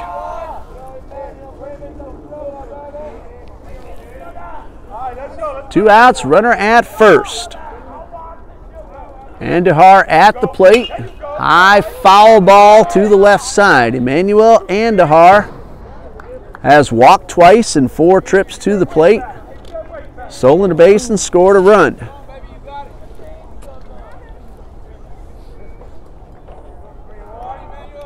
Two outs, runner at first. Lugo pinch running for Ballesteri, who was hit by a pitch.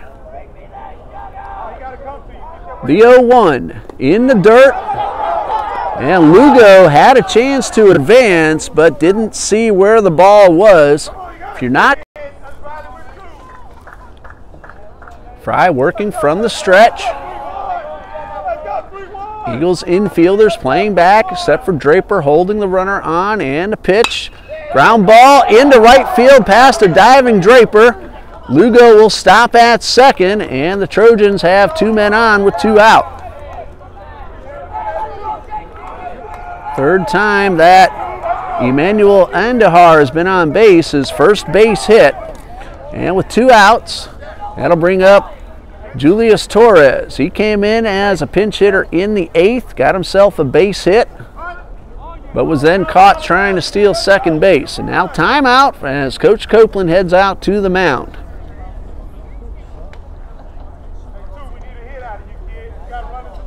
The inning started with a base hit from Latimer. He stretched it into a double on a very controversial call. That's going to be all for Lane Fry, and Will Van Sickle will head out to the mound.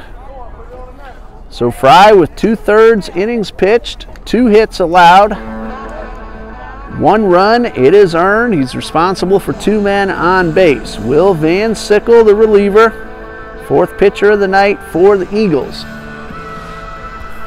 Latimer went to 3rd on a wild pitch. Santana struck out swinging. The ball hit the dirt. First base was open. Santana didn't run at first. I'm guessing that the umpire might have said that Santana had given himself up since he started walking back toward the dugout, and then he took off towards first. He made it, was not allowed to stay on, and I didn't hear the explanation, but thinking back on it, that's probably the call. He started walking back to the dugout, indicating that he gave himself up. Well, then the Trojans got an RBI ground ball off the bat of Brendan Lacey. That scored the run to make it 6-3. Ballesteri was hit by a pitch, and the Eagles again arguing with the call that he did not try to get out of the way, but he was awarded first base. The base hit from Emmanuel Andahar followed, and then the pitching change to bring in Will Van Sickle. So you're up to date in case you missed anything here in the top of the 9th. Next scheduled hitter is Julius Torres. He's off to the side, still with a bat in his hand, ready to take the field and the batter's box once again. He is 1 for 1.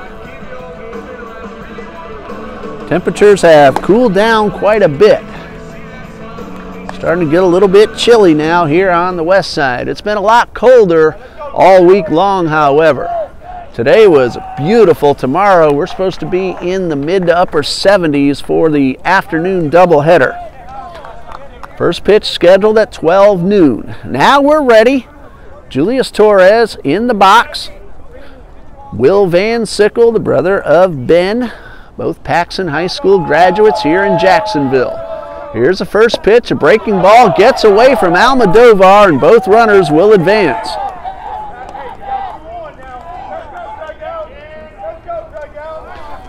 That'll be a wild pitch for Will Van Sickle. Now first base open, runners at second and third, 2 outs.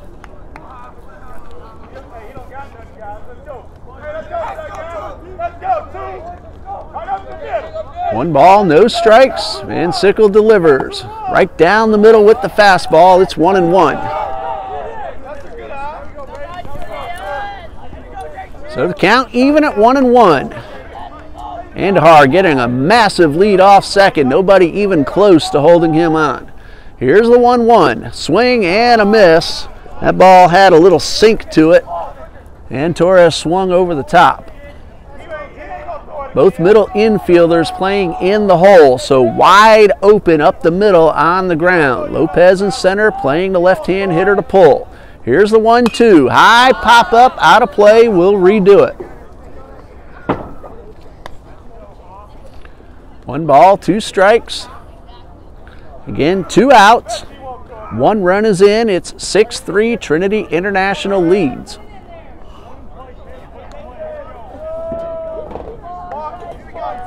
Van Sickle takes a long look in, now ready with the 1-2, and just getting a piece of it, Torres stays alive.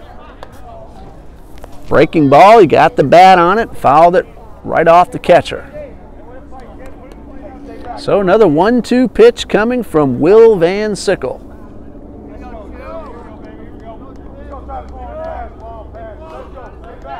Long look in, now ready, the 1-2. High foul ball out of play, and a good battle going on between the pitcher and the hitter.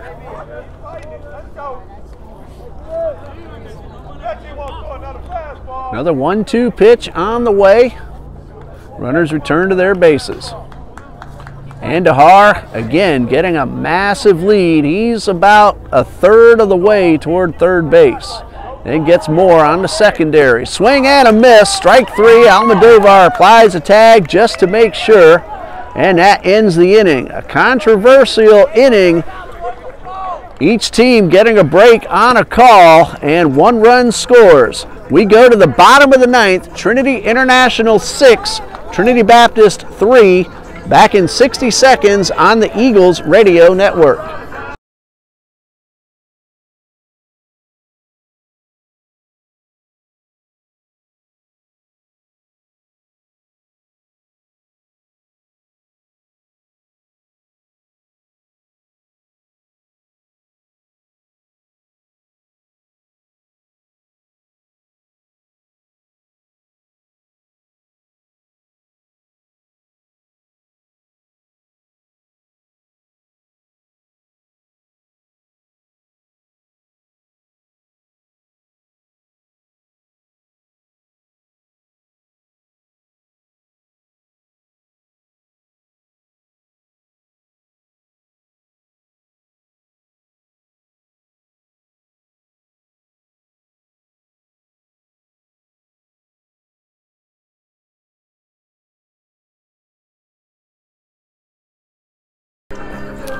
We go to the bottom of the 9th. Jalen Austin will try to close it out and earn himself a 3-inning save.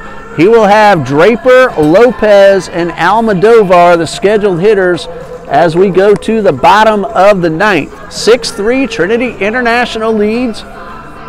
Eagles led 3-0, but then 5 unearned runs in the 6th. And then the Trojans added on an insurance run in the top of the 9th. Pitchers of record, Dominic Olek. If the score holds up, he would be the winner. Austin Hillier would take the tough luck loss, 4 unearned runs. Again, 3 errors in that 6th inning after 2 men were out. So Christian Draper will try to start the rally for the Eagles. Draper has struck out, laid down a sacrifice bunt, been hit by a pitch, so nothing out of 1 officially.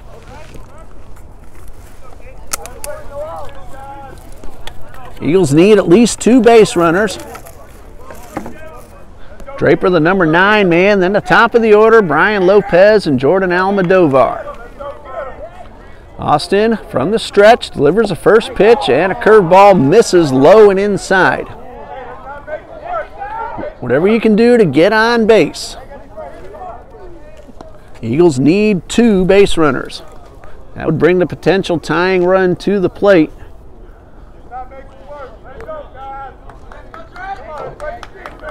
One ball, no strikes.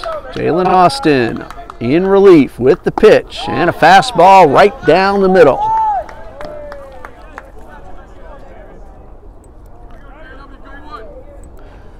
So the count even at 1-1. Austin set, and the pitch. Curveball that stays upstairs. 2 balls and a strike. No action in the Trojans bullpen.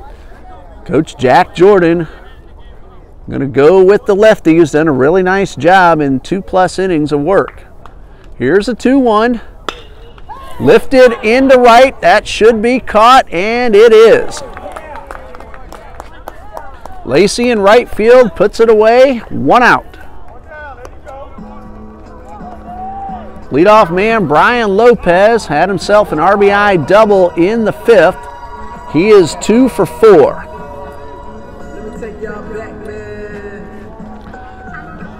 I'm going to call tonight's player of the game, Matt Latimer. 2-run double that put the Trojans ahead 5-3 in the 6th inning. Then he doubled his way on and scored the insurance run. So Matt Latimer, tonight's player of the game. First pitch misses low and inside for ball 1. Austin Hilliard did a terrific job on the mound for Trinity Baptist. Here's the pitch on the way, hit hard into left field, and Brian Lopez has his 3rd hit of the night. So Lopez aboard. Eagles need at least one more base runner to bring the potential tying run to the plate. Jordan Almodovar, 1 for 3. He's hit the ball hard all 3 of those official at-bats. Other time up in the 5th, he walked and scored a run. So if Almodovar can keep the inning alive, then the Eagles will have the heart of the batting order coming up. 1 out, Lopez at first after the base hit into left.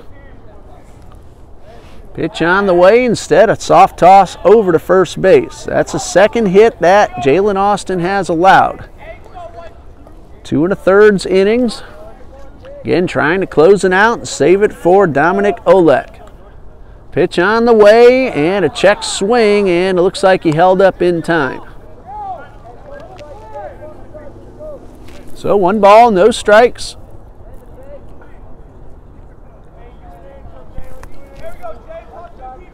Lopez not being held on. Ballesteri playing back. That is not the tying run at first. Here's a 1-0. Lopez on the move and a perfect hit and run. Base hit into left. Lopez trying for 3. The throw is off the mark. Here's Almodovar into second. And a nice job by Henriquez to keep that ball out of right field and to keep the runners at 2nd and 3rd. That is a base hit for Jordan Almodovar, his 2nd of the night. Lopez goes 1st to 3rd. He was on the move, and then Almodovar takes 2nd base on the throw. Well, the potential tying runs are both in scoring position, and we have a timeout as Coach Jordan is on the mound. The next scheduled hitter is Carlos Sanchez. Doesn't look like any kind of a pitching change. It looks like Coach Jordan just wants to talk to his defense and make sure that they make the plays. Excellent hit and run by the Eagles, Almodovar and Lopez. 6-3, so tying runs. Okay. My mistake, I got a little ahead of myself. It is 6-3. Tying run is at the plate. Well, after this base hit right here, I'll have it right. So Carlos Sanchez, who does have an RBI single, he's at the plate last time up, grounded into a 6-4-3 double play. Infield playing back, they'll concede the run for the out. Austin with the pitch, it nearly gets away, and it's ball 1. 1 out, runners at 2nd and 3rd. First base is open. Caleb Albritton waiting on deck. Austin delivers the 1-0. This one is in the dirt, nearly hit the batter.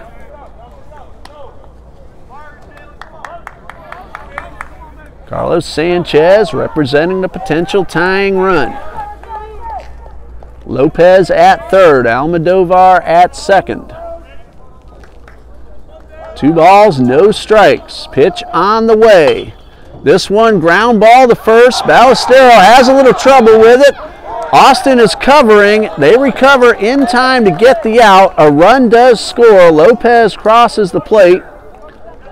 Credit Sanchez with an RBI. That will go as a 3-1 on the putout. Almodovar moves into 3rd. Good recovery by Ballesteri. Kept the ball in front. Austin did his job in covering first.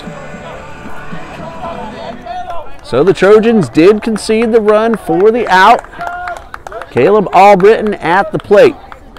It is 6-4. Albritton now represents the potential tying run.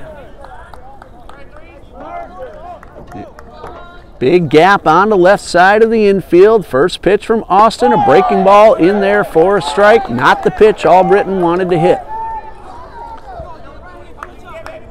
Good pitch, keeping the hitter from getting that first pitch fastball.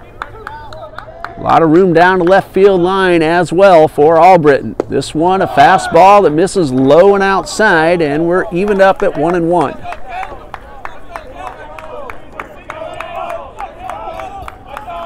One ball, one strike. Austin takes a look in at the sign, not too worried about the runner at third. Here's the 1-1. High pop fly, this should do it. Latimer charges in and makes the catch, and that's the ball game. Eagles get a run in the ninth, but the final score, Trinity International 6, Trinity Baptist College 4. The winning pitcher, Dominic Ulrich. He went 6 innings. He allowed 3 runs, all earned. He allowed 5 hits, walked 2, and struck out 2. Austin Hillier, the tough luck loss, 5 2/3, 4 unearned runs. He allowed just 4 hits, walked 2, and struck out 8. Jalen Austin gets the save, 3 innings in relief, 1 run, it was earned. He allowed a couple of hits, and a couple that came in the 9th inning, but he got the final out when he needed it for the save. Well, tomorrow afternoon on YouTube only, we will begin at high noon here in the Eastern Time Zone. That's 11 a.m. for Trinity International fans and viewers. Dean Bureau, our YouTube cameraman. Tom Murphy, our radio producer in the studio. For Coach John Copeland, I'm Ray Bureau. Good night, and God bless you from Trinity Baptist College.